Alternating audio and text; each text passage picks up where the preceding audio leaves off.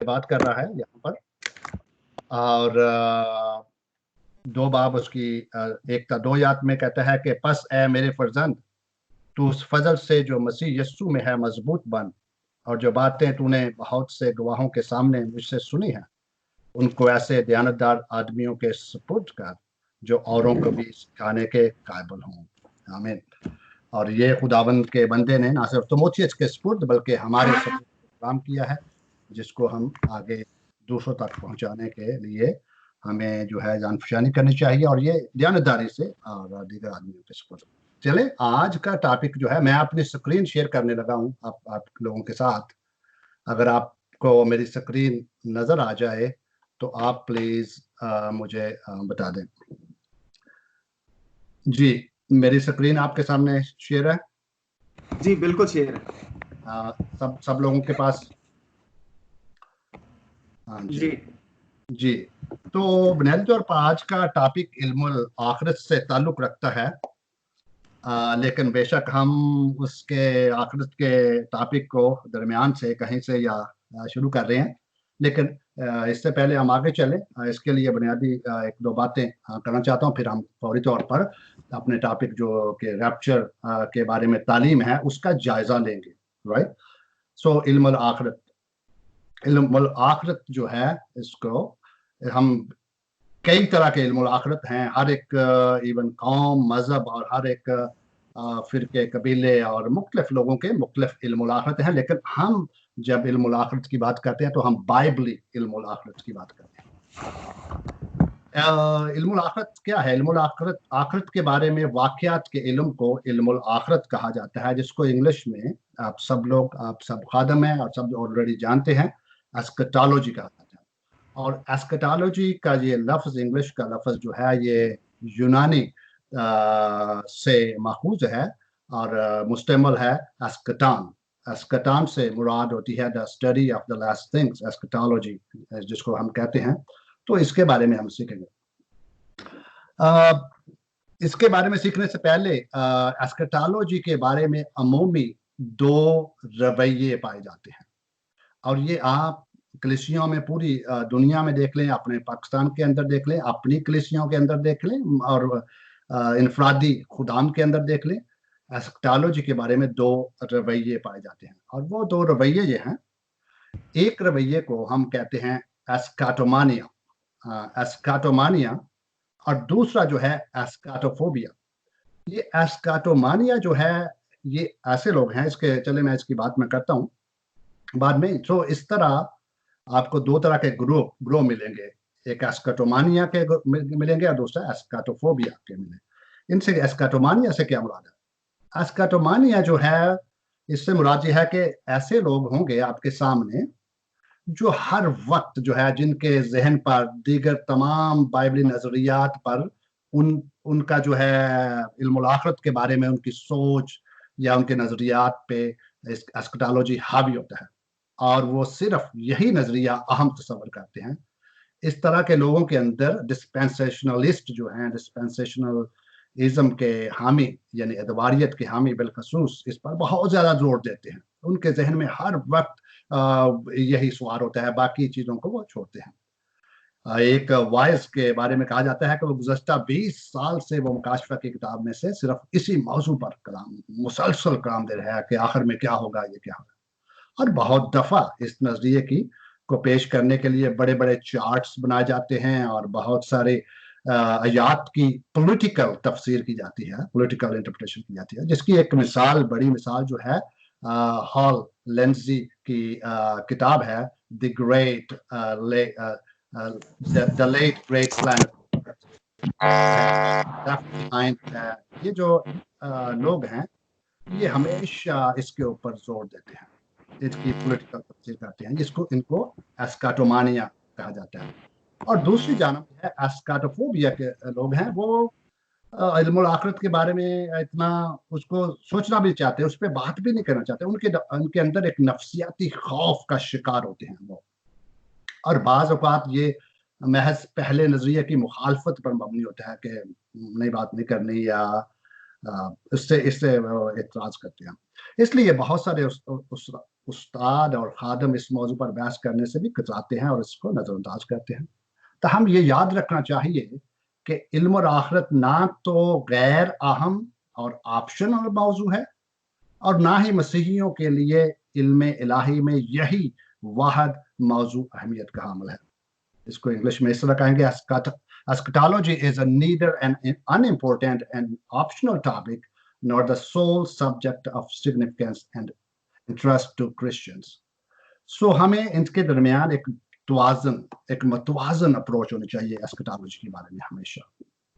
सो इल्म आखिरत के बारे में असर हाजिर में जो असर हाजिर के मुतल्लिक इल्म आखिरत के मुतल्लिक जो असर हाजिर में रुझानात पाए जाते हैं उनको मॉडर्न ट्रेंड्स इन एस्कटोलॉजी कहा जाता है।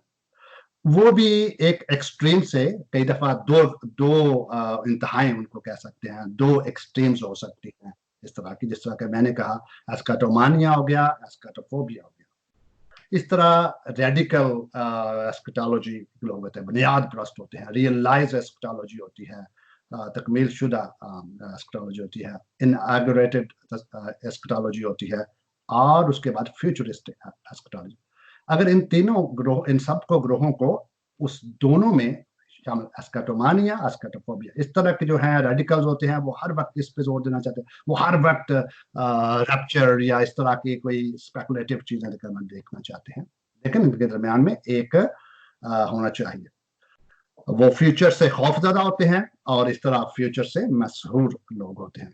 चलते हैं अपने आगे। इससे पहले हम मजीद आगे बढ़े, मैं आपके सामने, ये हमारे लिए बहुत इम्पोर्टेंट है, जब आप किसी भी नजरिए पर बात करें तो उसके लिए आपके पास बाइबली जो हैं तफसीरी असूल होने चाहिए।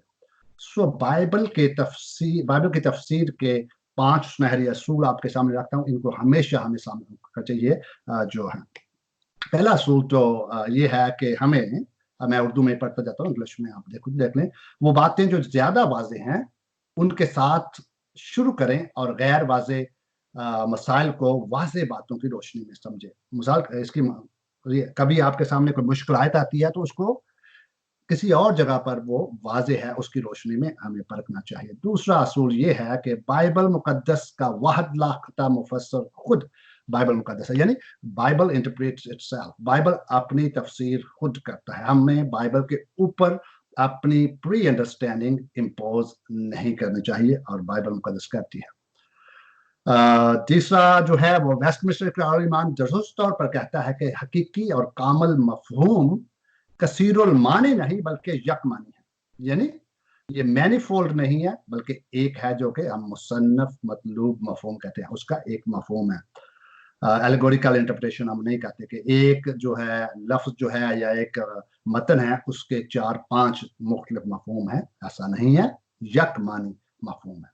और चौथा, इस्लाहकार दुरुस्त थे जब उन्होंने कलाम मुकद्दस की सलाहत के नजरिए की तालीम दी, यानी कलाम मुकद्दस के अंदर हमारी नजात के बारे में जितने भी बातें हैं वो वाजे और बड़ी सरी और उनमें बड़ी सलाहत पाई जाती है। पांचवा असूल ये है कि इसलिए आखिरत के बारे दुरुस्त नजरिए को पेश करने के लिए मंतकी तौर पर मुकाशफा से आगाज नहीं करना चाहिए, पैदाइश से आगाज करना चाहिए। आज हम अगरचे वहां से नहीं शुरू करेंगे, लेकिन आज हम जो हुक्म था ज़िशान भाई की तरफ से रैप्चर के बारे में और उसके क्या रैप्चर की तालीम बाइबली तालीम है, क्या रैप्चर की तालीम बाइबली तालीम है, उसको देखिए। यहां तक मेरी आवाज आ रही है ज़िशान भाई? सही है?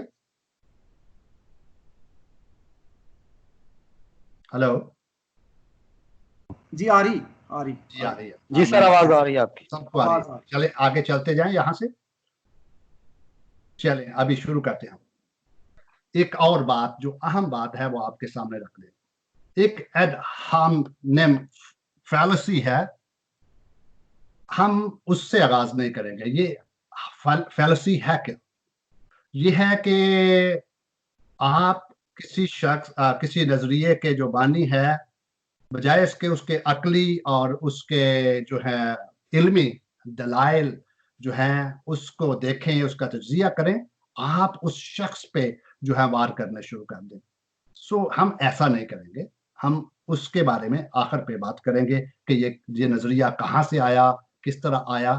ہم پہلے جو ہے ایگزیجیٹکلی تفصیلی طور پر ہم دیکھیں گے کہ وہ کن جو ہے بائبل کے جو حوالہ جات ہیں ان کی بنیاد پر اپنا نظریہ پیش کرتے ہیں، تو ہم اس کو دیکھیں گے۔ سو اس لیے ہم اس کا شکار نہیں ہوں گے۔ بے شک جان نیلسن ڈربی جو ہے اس نے نظریہ پیش کیا تھا، سو اس لیے ہم اس پہ بالکل ہم اس فیلسی کا شکار نہیں ہوں گے۔ ہم ڈائریکٹ ہم چلتے ہیں ریپچر کے نظریے کے بارے میں، اس کا تعارف دیکھتے ہیں۔ ریپچر کا نظریہ یہ اتنا سیدھا سادہ نہیں ہے، یہ بڑا کمپلیکیٹڈ ہے۔ اس کے 4-5 اور بلکہ اس کی ذیلی جو ہے نظریات اس کے ساتھ ملے ہوئے ہیں۔ اس کا تعلق آمد ثانی سے ہے، اور آمد ثانی کے بارے میں جن میں سے ریپچر بھی ہے، آمد ثانی کے بارے میں اصل میں تو یہ ہونا چاہیے تھا، میں سوچ رہا تھا کہ آمد ثانی سے آغاز کریں گے۔ آمد ثانی کے متعلق 4 مختلف نظریے پائے جاتے ہیں کہ جب مسیح یسوع آئے گا تو اس کے بارے میں 4 مختلف نظریے پائے جاتے ہیں۔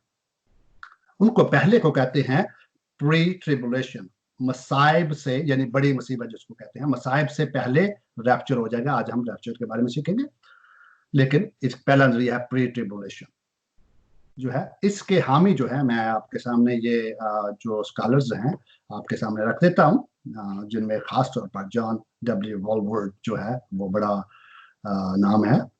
دوسرا نظریہ جو ہے وہ ہے مڈ ٹریبولیشن، یعنی مصائب کے درمیان میں ریپچر ہوگا۔ ریپچر جو ہے پہلا نظریہ جو ہے ریپچر جو ہے وہ مسیح یسوع کے آنے سے یا دوبارہ جو جب آئے گا اس سے پہلے ہوگا، تو یہ کہتے ہیں دوسرا نظریہ ہے یہ کہ درمیان میں ہوگا، مصائب کے درمیان میں ہوگا، رائٹ۔ پہلا ہے مصائب سے پہلے ہوگا، یعنی مصیبت سے پہلے اٹھا لیے جائیں گے، اور دوسرا نظریہ ہے کہ مصیبت کے درمیان اٹھائے جائیں گے، اور تیسرا نظریہ ہے partial tribulation, pre tribulation, mid tribulation and partial tribulation, یعنی جزوی مصائب، یعنی جزوی آدھے جو ہیں وہ مصیبت جھیلیں گے اور آدھی بعد میں جو ہے اس کے درمیان اٹھا لیے جائیں گے۔ اور چوتھا نظریہ ہے مابعد پوسٹ ٹریبولیشن جو ہے نظریہ جو ہے، اس کے بھی حامی ہیں۔ ہم ان تینوں کو، چاروں کو مختصر جانیں گے، اور پھر ہم ڈائریکٹ جو ہے وہ حوالہ جات جائیں گے، ان کی تفسیر پہ جائیں گے، کس طرح تفسیر کی جاتی ہے اور کس طرح بائبل کی تفسیر کو کرنا چاہیے۔ چلتے ہیں آگے۔ مسیح کی آمد سے متعلق بڑے مصائب کے بارے میں نظریات۔ پہلا ہے مصائب سے پہلے، پری ٹریبولیشن۔ اس جو ہے مصائب سے پہلے ریپچر جو ہے، اس نظریے کے حامی کی بنیاد جو ہے، اس کو پری ملینیلزم کے حامی بھی ہے کہتے ہیں، جو کہ 1000 سالہ بادشاہ رہی۔ ابھی ہم اس کی بات نہیں کریں گے کیونکہ وہ ایک الگ ٹاپک ہے، بے شک اس سے جڑا ہوا ہے۔ یہ بنیادی طور پر پری ٹریبولیشن کے حامی جو ہے پری ملینیلزم کے حامی ہیں، یا ان کو پری ملینیلسٹ کہتے ہیں، جو مسیح کی آمد سے متعلق بڑے مصائب کے بارے چند مخصوص نظریات رکھتے ہیں۔ ہم ان کو دیکھتے ہیں، چلتے ہیں اس طرح۔ پہلی بات تو یہ اس کے بارے میں ہوتی ہے کہ جو پری ٹریبولیشنسٹ ہیں وہ کہتے ہیں کہ مسیح کی جو ہے پہلی جو ہے یہ ریپچر کے وقت جب آئے گا تو یہ سیکرٹ کمی ہوگی، ان کی اس کی سیکرٹ مخفی آمد ہوگی، وہ کسی کو پتہ نہیں آئے گا، اور لیکن وہ آئے گا اور کلیسیا کو ساتھ لے کے چلا جائے گا۔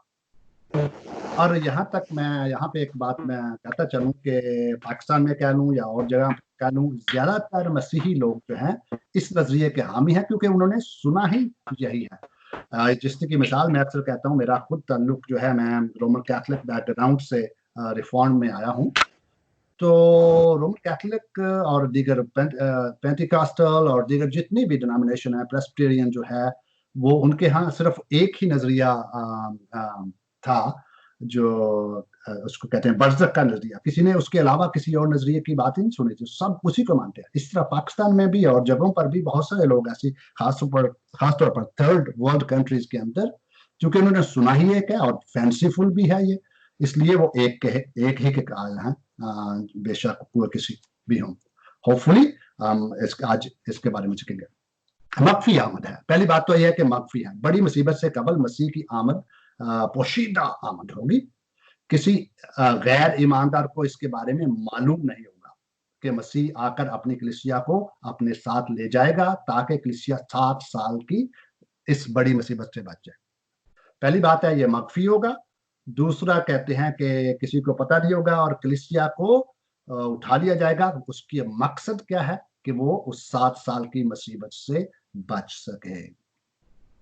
मसीह की आमद का ये जो है मख्फी या पोशीदा आमद जो है ये पहला मरहला है रैप्चर के हामियों या रैप्चर की तालीम के मुताबिक। ये मैं नहीं कह रहा, मैं रैप्चर की तालीम के मुताबिक ये पहला मरहला है जिसमें मसीह जमीन तक नहीं आएगा, बल्कि ईमानदार उसे जमीन से ऊपर फजा में मिलेंगे। और आप सब जानते हैं, यानी मसीह के कदम जो हैं वो जमीन पर नहीं लगेंगे, वो ऊपर ही रहेगा और अपने लोगों को वो ऊपर उठा के ले जाएगा, वो हवा में उड़ के चले जाएंगे। वो इस वाकयात की टाइमलाइन को हम एक डायग्राम के शक्ल में देखते हैं कि ये किस तरह होगा। ये रैप्चर के हामियों के मुताबिक इनके इवेंट्स की टाइमलाइन क्या है। इवेंट्स की टाइमलाइन इस तरह से है कि ये मसीह यीशु की जो है मसलूबियत है, तजसीम से जो है सॉरी इनकारनेशन है, जब मसीह यीशु आया, ठीक है। दूसरी दौरे कलीसिया शुरू हो गया, उसके बाद जो है रैप्चर है, और उसके बाद बड़ी मुसीबत आएगी 7 साल की जिसके अंदर से वो बच जाएंगे। फिर आमदे सानी होगी जो कि सेकंड कमिंग होगी मसीह की, और फिर 1000 साल बादशाह, लिटरल 1000 साल बादशाह होगी, ये एक अलग टॉपिक है। और उसके बाद अब्दियत होगी। ये टाइम लाइन बयान करते हैं। ना सिर्फ ये बल्कि रैप्चर के हामियों के मुताबिक जो है मसीह की आमद सानी के 2 फेजेस हैं और 3 रेजरेक्शंस हैं। आई डोंट नो, आप जो लोग रैप्चर की बात करते हैं, जो रैप्चर के तालीम को मानते हैं, वो इस बात से वाकिफ हैं कि नहीं। अक्सर मैं कहता हूँ पाकिस्तान में बहुत सारे लोग ऐसे नजरियात रखते हैं, लेकिन वो कुली तौर पर नजरियात से वाकिफ नहीं होते। लेकिन रैप्चर के हामी जो हैं वो सेकंड कमिंग को 2 हिस्सों में, 2 मराहल में बयान करते हैं और 3 रेजरेक्शन बयान करते हैं। 2 मराहल और 3 क़यामतें। पहला मरहला ये है कि पोशीदा रैप्चर होगा, यानी पोशीदा तौर पर मसीह यीशु आएगा लेकिन पोशीदा तौर पर आएगा और रैप्चर हो जाएगा। दूसरा मरहला, पहले को रैप्चर कहते हैं, दूसरे को रेवलेशन कहते हैं, यानी दूसरे मरहले में मसीह यीशु जो है वो इस जमीन पर आएगा साजिद। लेकिन 3 क़यामतें किस तरह बयान करते हैं अगर आप उनकी तालीम देखें तो पहले वक्त रैप्चर सिर्फ रास्तबाज मुर्दों की क़यामत होगी, सबकी नहीं होगी, ये रैप्चर के हामियों के मुताबिक। और दूसरी क़यामत जो है वो मसाइब के खात्मे पर, जब 7 साल की मुसीबत खत्म हो जाएगी तो उसके खात्मे मुसीबत में से मरने वाले ईमानदारों की क़यामत होगी या जिंदा होंगे वो। और तीसरी क़यामत जो है 1000 साल बादशाहत के बाद गैर ईमानदारों की। सो मुराद ये है कि रैप्चर के हामियों के मुताबिक इसके 2 फेजेस हैं, 2 मराहल हैं और इसकी 3 क़यामतें हैं। ये मैं नहीं कह रहा, ये रैप्चर के हामियों की तालीम है। यानी ईमानदारों की, रास्तबाजों की क़यामत पहले है और गैर ईमानदारों की, नारास्तों की क़यामत पहले है। ना सिर्फ मसीह यीशु की कमिंग जो है सेकंड कमिंग के 2 मराहल है, बल्कि उसकी क़यामतों को भी 2-3 तरह से बयान किया गया है। यानी क़यामत भी एक नहीं, कई क़यामतें होंगी। तो हम देखते हैं कि बाइबल के अंदर सिर्फ एक ही इज्तिमाई क़यामत की बात होती है। हम इसको देखेंगे बाद में। मजीद हम चलते हैं। इस नजरिए के मुताबिक कलीसिया उठा ली जाएगी, लेकिन इस बड़ी मुसीबत के दौरान बहुत सारे लोग मसीह पर ईमान लाएंगे। मसला इस बात का है कि ये ईमानदार जो मुसीबत के दौरान हैं, ये मुसीबत से क्यों नहीं बच जाते। चंद बच जाते हैं, थोड़े बच जाते हैं और थोड़े रह जाते हैं। सारे ईमानदार तो उठाए नहीं जा रहे, और मुसीबत के दौरान भी है कि लोग ईमान लाएंगे और वो मुसीबत को भी सहेंगे। खासतौर पर ये 7 साल के दौरान कहा जाता है कि इसराइल जो है वो ईमान ले आएगी, लेकिन ये मुसीबतें। लेकिन वहां पे मुकाशफा की 7 बाब 9 और 14 आयत को देखें तो वहां पर लिखा है, चलें पढ़ते हैं। इन बातों के बाद मैंने निगाह की तो क्या देखता हूं कि हर एक कौम और कबीला और उम्मत और अहले ज़बान की एक ऐसी बड़ी भीड़ जिसे कोई शुमार नहीं कर सकता था, सफेद जामे पहने और खजूर की डालियां अपने हाथ में लिए हुए तख्त और बर्रा के आगे खड़ी है। और 14 आयत के आखिरी हिस्से में लिखा हुआ है, और ये वही हैं जो उस बड़ी मुसीबत में से निकल कर आए हैं, उन्होंने अपने जामे बर्रा के तो यहाँ पर हम देखते हैं कि ईमानदार जो हैं वो मुसीबत से बचे नहीं हैं, बल्कि मुसीबत से निकल कर आए हैं, मुसीबत उन्होंने सही है। सो इसलिए हम आगे चल के इसको देखते हैं उनकी तालीम किस तरह से है और क्यों है। लेकिन मुसीबत ईमानदार जो हैं वो सहते हैं। ना सिर्फ 3 क़यामतें बल्कि 2 अदालतें भी बयान करते हैं। क़यामतें ही जी नहीं, इस नजरिए के मुताबिक ना सिर्फ 3 क़यामतें हैं बल्कि 2 अदालतें भी अलग अलग हैं। यानी किस तरह कि ये प्री ट्रिबुलेशन के जो हामी हैं उनके मुताबिक अदालतें 2 होंगी जिनके दरमियान 1000 साल का वक्फा होगा। वो क्या है? वो ये है कि रैप्चर के वक्त ईमानदारों की अदालत होगी और कामों के मुवाफिक अजर भी उनको दे दिया जाएगा। यानी जब रैप्चर किए जाएंगे होंगे, जब उठाए जाएंगे, तो उस वक्त ईमानदारों की अदालत भी साथ ही हो जाएगी और उनको अजर भी साथ मिल जाएगा। लेकिन सोहेल साहब अगर आप अपना कैमरे से तस्वीर खींचे तो ज्यादा अच्छा होगा, इस तरह वो शोर आता है। जी, रैप्चर के जैसा 2 अदालतें कह रहे हैं हम, शुक्रिया जिशान भाई। सो अदालत भी उसी वक्त हो जाएगी जब रैप्चर होगा ईमानदारों की, लेकिन गैर ईमानदारों की अदालत जो है वो 1000 साल बादशाहत के बाद होगा। सो इसके दरमियान आप कहें तो फिर 17 साल का वक्फा, 7 साल, ये 1007 साल का वक्फा होगा। यानी रैप्चर से पहले वो 7 साल जो है वो बड़ी मुसीबत के, और 1000 साल के बाद, यानी ईमानदारों की अदालत और गैर ईमानदारों की अदालत के दरमियान 1007 साल का वक्फा होगा। किस तरह कि जिस तरह 7 साल की बड़ी मुसीबत है और 1000 साल। सो ये भी एक जो है अनबिब्लिकल चीज है कि अदालतें भी उनकी फर्क हैं, जबकि बाइबल हमें इज्तमाई अदालत के बारे में बयान करती है। चलिए इनके कुछ एतराज़ात देख रहे हैं, प्री ट्रिबुलेशन के पर एतराज़ात देखते हैं, क्या मसाइल, इसके क्या मसाइल क्या हैं, इन सारी बातें जो की हैं। प्री ट्रिबुलेशन नजरिए के नकाइस में से पहला ये है कि ये मसीह की आमद को पोशीदा और अधूरी बयान करता है। यानी पोशीदा है, आदि है, अभी फुली तौर पर मसीह नहीं आया, जबकि कलाम मुकद्दस जो है मसीह की आमद को शख्सी, दीदनी और जिस्मानी बयान करता है। लेकिन यहाँ पर जो है उसकी कमी का पहले हिस्से को पोशीदा कहा जाता है, और मैं कहता इसको पूरा। दूसरा इसका मसला जो कि हम बात कर चुके हैं, ये नजरिया मसीह की आमद के 2 मराहल और 3 क़यामतें बयान करता है। जिस तरह एक छोटे-छोटे, पंजाबी में कहता है छोटे-छोटे टोटों में, छोटे-छोटे हिस्सों में वो मरहला हो रहा है, जिसमें बाइबल मुकद्दस एक इज्तिमाई और अमूमी बात करती है।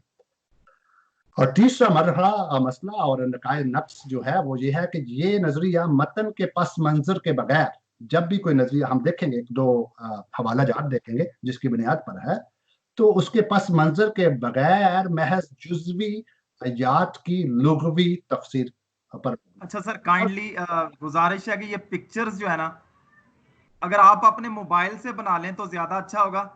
इस तरह ना डिस्टरबेंस होती है, समझ नहीं आती, बात ना कट जाती है डॉक्टर साहब की। बात भी कट जाती है और वो मेरे सामने तो वो आउटलाइन आती नहीं है, वो हाँ जी, वो खराब हो जाती है। हाँ जी, मेरी रिक्वेस्ट है तमाम हजरात से कि आप ये जो पिक्चर्स लेते हैं ना इधर से, आप अपने मोबाइल से ले लें, ठीक है, ताकि ये कि डिस्टरबेंस ना हो, बात डॉक्टर साहब की ना कटे और दूसरे भी जो डिस्टर्ब होते हैं, माजरत के साथ। जी शुक्रिया आपके मॉडरेटर होने का, बड़ा हमें फायदा है, शुक्रिया। सो ये नजरिया ना सिर्फ रैप्चर के नजरिए इसके हामियों की बात है, जितने भी आप गैर बाइबली नजरियात हैं उनका मसला ही यही है। जुज़वी तौर मैं अक्सर कहता हूं कि हमारे यहाँ या हर जगह पे जितने भी बहुत सारे लोग जो हैं और खुदाम भी, वो बहुत उनके पास बड़ी तेज एक कैंची होती है। वो क्या कहते हैं, जो अपनी पसंदीदा आयत होती है उसको बाइबल में से काटते हैं, सिर्फ उस हिस्से को, और बाइबल को बंद करके रख देते हैं और फिर उसके साथ मनमानी करना शुरू करते हैं। यानी अपनी मखसूस एक जुज़वी आयत को लेकर उसको कॉन्टेक्स्ट से निकाल कर, उसके पस मंजर से, सियाको सबाक से निकाल कर आप जो कुछ मर्जी कर सकते हैं। इसके साथ भी यही है, इसको हम देखेंगे बाद में कि क्या उन्होंने किया है। इसका एतराज है। चले आगे चलते हैं मसाइब के दरमियान। दूसरा जो है मिड ट्रिबुलेशन, जो लोग रैप्चर के हामी, दूसरे रैप्चर के हामियों का एक दूसरा ग्रोह है, वो कहते हैं कि जी ये मुसीबत से पहले नहीं है, ये मुसीबत के दरमियान रैप्चर हो, मिड ट्रिबुलेशन इसको कहा जाता है। इसको थोड़ा सा इसको भी देख लेते हैं। मिड ट्रिबुलेशन के हामियों के मुताबिक ये बड़ी मुसीबत के दरमियान रैप्चर के नजरिए के मुताबिक कलीसिया मुसीबत के आगाज से कबल नहीं उठाई जाएगी, बल्कि बड़ी मुसीबत के आधा अरसा गुजर जाने के बाद, यानी 7 साल जो है कि मुसीबत होगी, तो 3.5 साल का अरसा जब मुसीबत झेल लेगी, तो फिर आखिर 3.5 साल का हिस्सा जो है उस दौरान उठा। तो मुझे आवाज आ रही है बहुत,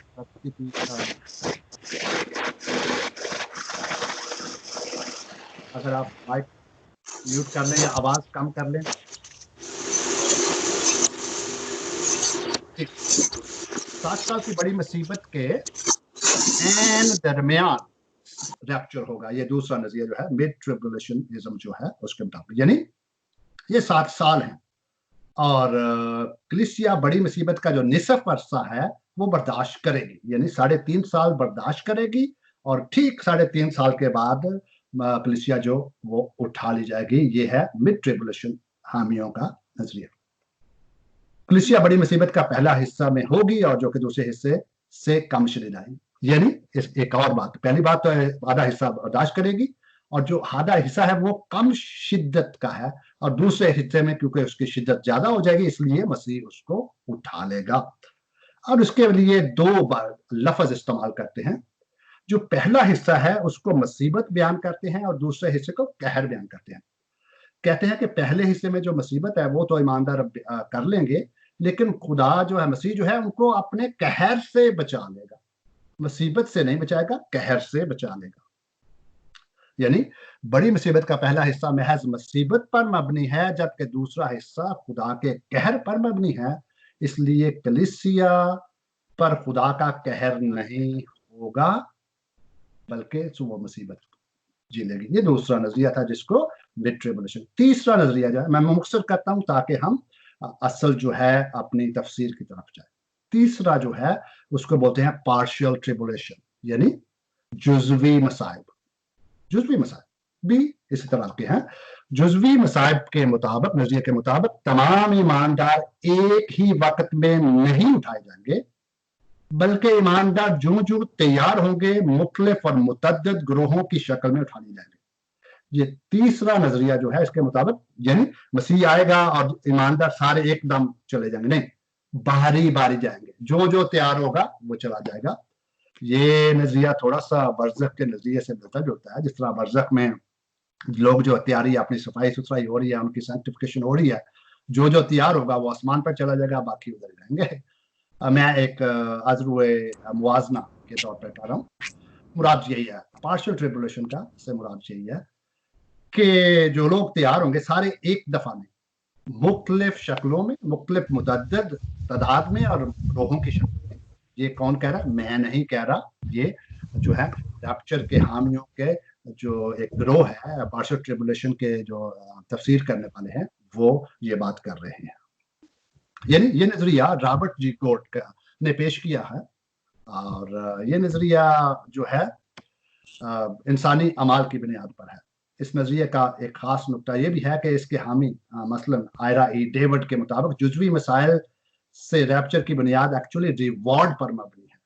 यानी जिनको बेहतर काम किए होंगे वो तो पहले उठा लिए जाएंगे या उनको इनाम मिलेगा, और जिनको बाद में, क्योंकि बाइबल बार बार कहती है खुदा ईमानदारों को रिवार्ड उनके अमाल के मुताबिक देगा। तो इसकी बुनियाद जो है, जुज़वी रैप्चर की बुनियाद जो है रिवॉर्ड पर है। जिनके अच्छे काम होंगे, नेक ज़्यादा माल होंगे, रिवार्ड अच्छा होगा, वो तो पहले चले जाएंगे, वो बारी पहले उनकी बारी होगी, उसके बाद बारी बारी तरतीबवार जाएंगे।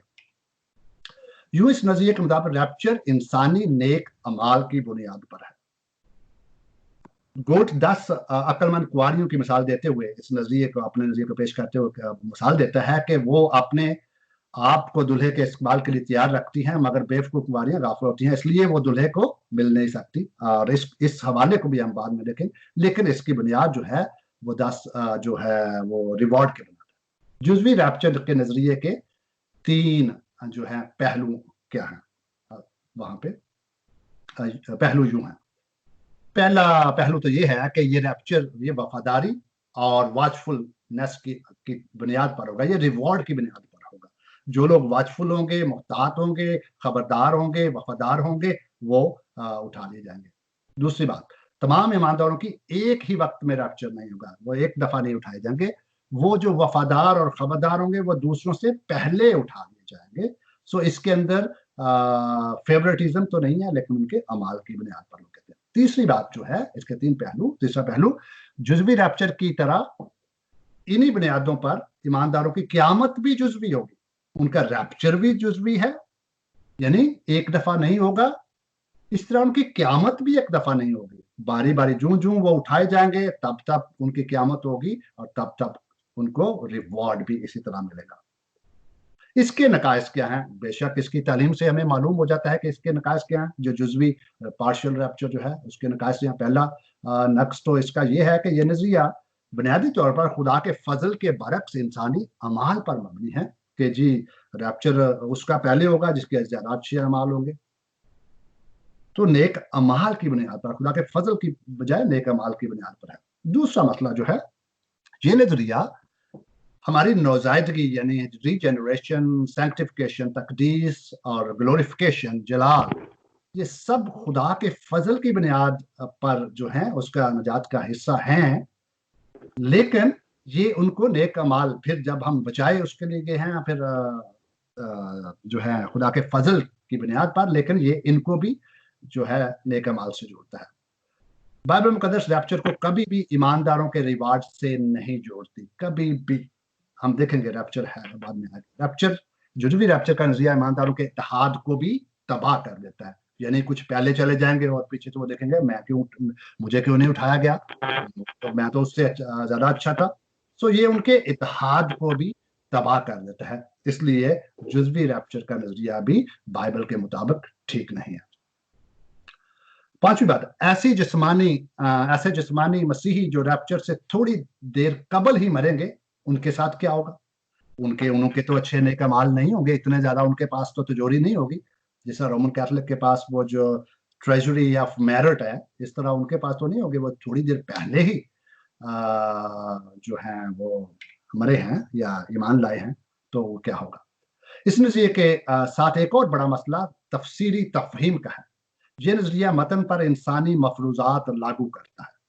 सो इसलिए हम इस नजरिए को भी, पार्शियल रैप्चर को भी हम रद्द करेंगे। चौथा और आखिरी जो है, और फिर हम जो है रैप्चर के नजरिए की जो बुनियादी खास तौर पर 2 जो हैं टेक्स्ट हैं उनको देखेंगे बारी बारी। माबाद यानी पोस्ट ट्रिबुलेशनिज्म या पोस्ट ट्रिबुलेशनिस्ट जो है वो माबाद मसाइब यानी मसाइब के बाद रैप्चर होगा, या मसीह जो है मसाइब के बाद होगा, आएगा। पोस्ट ट्रिबुलेशन नजरिए के मुताबिक कलीसिया बड़ी मुसीबत के दौरान मसाइल को बर्दाश्त करेगी, यानी ये बिल्कुल प्री ट्रिबुलेशन के बिल्कुल उलट है। ये प्री ट्रिबुलेशन के बिल्कुल उलट है कि मुसीबत से पहले कलीसिया उठा ली जाएगी, और ये उसकी दूसरी आप कहें तो एक इंतहा है। प्री ट्रिबुलेशन नजरिए के मुताबिक मुसीबत के बाद फरिश्ते जिन बदकिस्मतों को जमा करेंगे वो पुराने और मौजूदा जमाने के इसराइल हैं। ये प्री ट्रिबुलेशन के मुताबिक कहा जाता है। जॉन मैकार्थर जो है बहुत ही आला और उम्दा वाइज है, टीचर है, लेकिन वो प्री ट्रिबुलेशन का हामिल है, वो रैप्चर का हामिल है, ये वो कह रहा है उसके मुताबिक। ताहम अगर देखा जाए कि मत्ती 24 बाब में यूनानी लफ्ज एक्लेटोस, एलेक्टोस जो है, जहां से एलेक्ट का लफ्ज निकला है, यानी बरगजीदों को कलाम मुकद्दस के दीगर हवालाजात की रोशनी में हमें परखना चाहिए। यहाँ पे जो एलेक्टोस लिखा हुआ है इसको दीगर हवालाजात की रोशनी में परखना चाहिए। यह बरगजीदा यानी ईमानदार बड़ी मुसीबत में मौजूद होंगे, अगर आप 29 تا 31 आयत को देखें तो वो वहां पे मौजूद होंगे। हम इसकी तफसीर बाद में देखेंगे। लैक्टोस यानी यूनानी लफ्ज़ लैक्टोस नए अहदनामे में 13 दफ़ा इस्तेमाल हुआ है और ये हवाला जात मौजूद हैं, हम इनको जो है आप नोट कर सकते हैं। इसको दीगर वसी तर पस मंजर के में देखना चाहिए। इन हवाला जात में लफ्ज़ लैक्टोस मखसूस यहूदियों के लिए इस्तेमाल नहीं हुआ बल्कि चलते हैं एक और तफसीर। पोस्ट ट्रिबुलेशन नजरिए के हामी खुदा के कहर और मसाइब में इम्तियाज करते हैं। कहर फर्क है और मुसीबत फर्क है। उनके मुताबिक कहर को ओरगे, यहाँ पे मुसीबत सॉरी ओरगे, और कहर जो है वो है थलिप्सिस। तो कहर और ये जो है ओरगे और थलिप्स में ये फर्क किया जाता है। कहते हैं खुदा का कहर कलाम मुकद्दस में बिलखसूस ईमानदारों और बदकार गैर ईमानदारों और बदकारों पर होता है, जबकि मुसीबत जो है वो ईमानदारों पर भी हो सकती है। ईमानदार अब खुदा के कहर के तहत नहीं रहे, लेकिन वो मुसीबत को बर्दाश्त करेंगे और खुदावंद उनको ईमान पर कायम रखेगा। यानी ये जो रैप्चर है, ये मुसीबत जो है वो बर्दाश्त करेंगे लेकिन कहर से बचा लेगा। इस तरह वो पार्शियल जो था वो कहते थे पहला हिस्सा जो है मुसीबत का है और दूसरा हिस्सा कहर का है। ये भी थोड़ा बहुत उससे मिलता जुलता नजरिया है। यहाँ पे पहला थस्सलुनीकियों 1 बाब उसकी 10 आयत में ईमानदारों के लिए कहर नहीं होगा। यहाँ पे इसकी तफसीर जब हम थस्सलुनीकियों के हवाले में जाएंगे देखेंगे, लेकिन यहाँ पे रोमियो 5 बाब 9 में लिखा है, ये हवाला पेश करते हैं जब जब हम उसके खून के बायस अब रास्तबा ठहरे तो उसके वसीला से गज़ब इलाही से जरूर ही बचेंगे। सो पोस्ट ट्रिबुलेशन कहते हैं कि ट्रिबुलेशनिस्ट कहते हैं कि गजब से हम बच जाएंगे, मुसीबत जो है हम बर्दाश्त करेंगे क्योंकि हम पर खुदा का गजब और कहर नहीं होता। और आखिरी अयाम में बड़ी मुसीबत खुदा का कहर नहीं बल्कि शैतान और मुखालिफ मसीह का कहर है, जो वो खुदा की कलीसिया पर बरसाएगा। ये उनकी सारी दलीलें हैं। चलें हम बढ़ते हैं अपने उसके तरफ। लेकिन अगर तारीख में देखा जाए तो तारीख में मसाइब जो है कलीसिया का बहुत बड़ा तजर्बा रहा है। आज भी है, हम अक्सर रोना रोते हैं। पाकिस्तान में हमें कलीसिया को बहुत सताया जाता है, खासतौर पर जो है ऐसी जगहें जहाँ पे मसीहियत माइनॉरिटी के अंदर होती है। और मसीह ने इसका वादा भी किया था कि तुम मुसीबत तुम्हें आ गई, बल्कि लोग सताएंगे, बल्कि तुम्हें मारेंगे और कत्ल करेंगे। रोमियो 5 बाब और ये सारी हवाला जात जो हैं ये मुसीबत के अंदर जो है कलीसिया की मुसीबत के अंदर बारे में बात करते हैं। कलीसिया अपनी पूरी तारीख में जब मुसीबतों का बर्दाश्त करेगी और खुदाबंद उसे ईमान पर कायम रखेगा, तो फिर बड़ी मुसीबत से किस मकसद के लिए हम बचेंगे।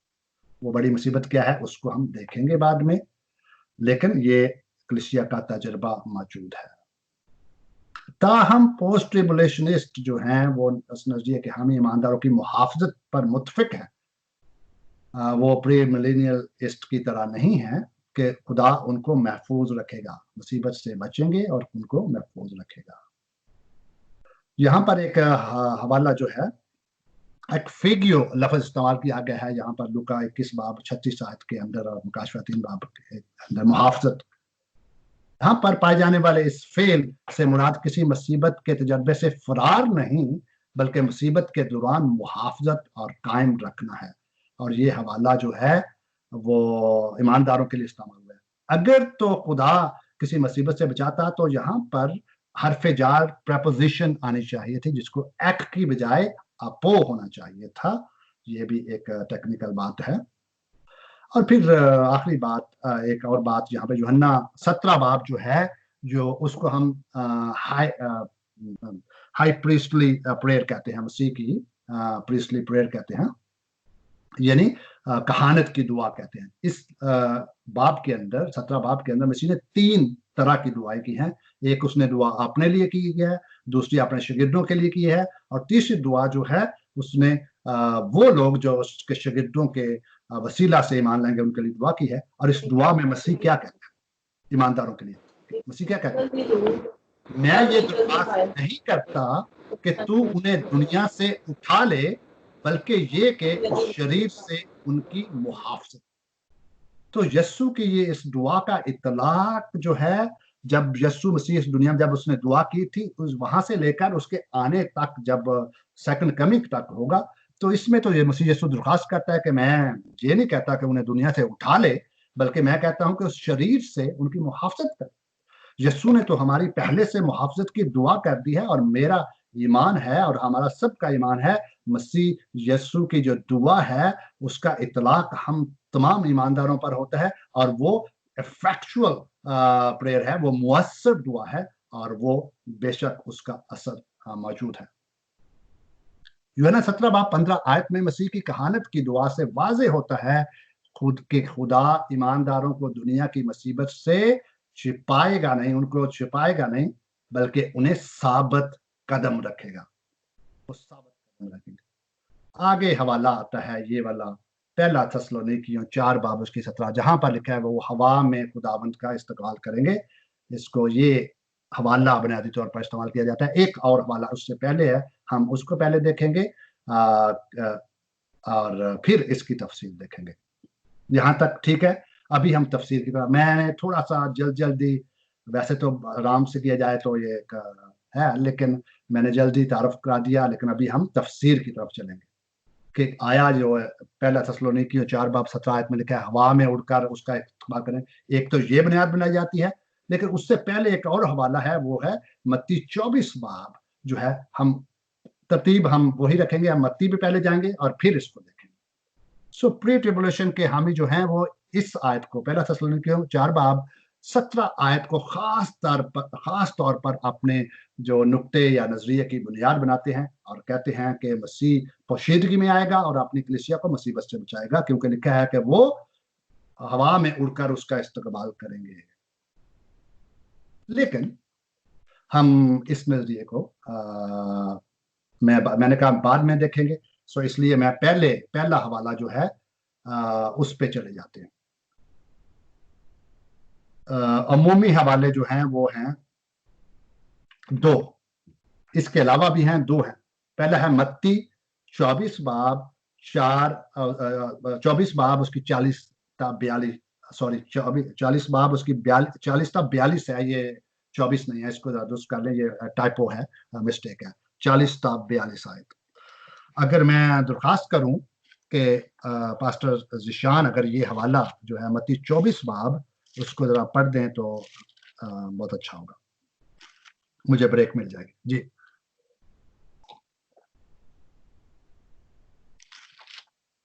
पास्टर ज़िशान, या जी पास्टर ज़िशान कर रहा हूँ, माइक ऑन कर रहा हूँ जी। जी यहाँ पे इस तरह से लिखा है, उस वक्त 2 आदमी खेत में होंगे, एक ले लिया जाएगा और दूसरा छोड़ दिया जाएगा। 2 औरतें चक्की पीसती होंगी, एक ले ली जाएगी और दूसरी छोड़ दी जाएगी। बस जागते रहो, क्योंकि तुम नहीं जानते कि तुम्हारा खुदावंद किस दिन आएगा। कलाम पाक के पढ़े सुने समझे जाने पर उसकी बरकत हो। आमीन आमीन।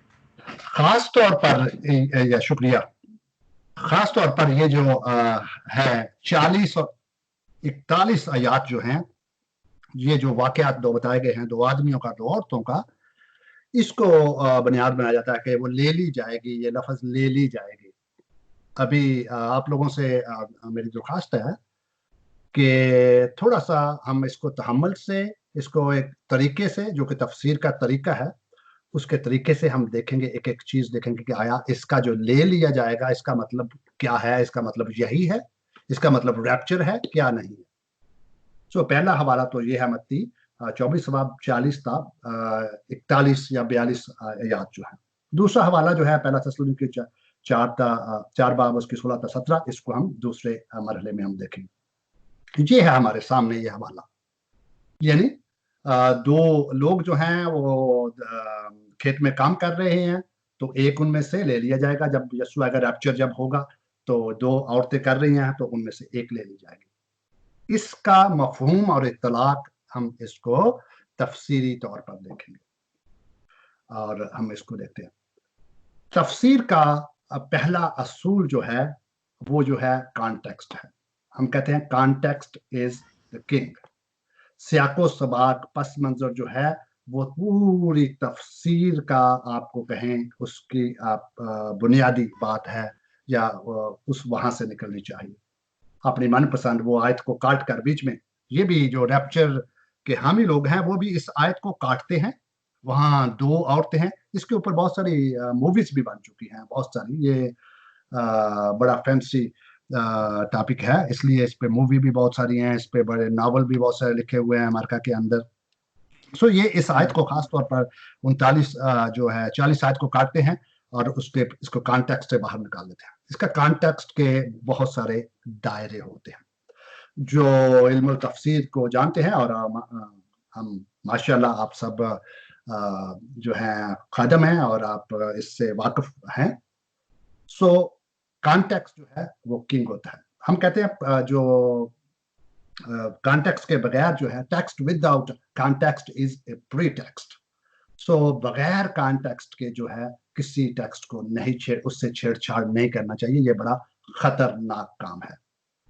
मतन के पस मंजर के मुख्तलिफ दायरे होते हैं, चंद का जिक्र मैं यहाँ पर करता हूँ, और इसी जो है तरीका जो है तरतीब से हमें तफसीर को करना चाहिए। जब भी आप कलाम कर रहे हो, पढ़ा रहे हो या आप वाज कर रहे हो, उसको भी। ये मुश्किल काम जरूर है लेकिन खुदा ने हमें इसी काम के लिए चुना है। उसके दायरे क्या है?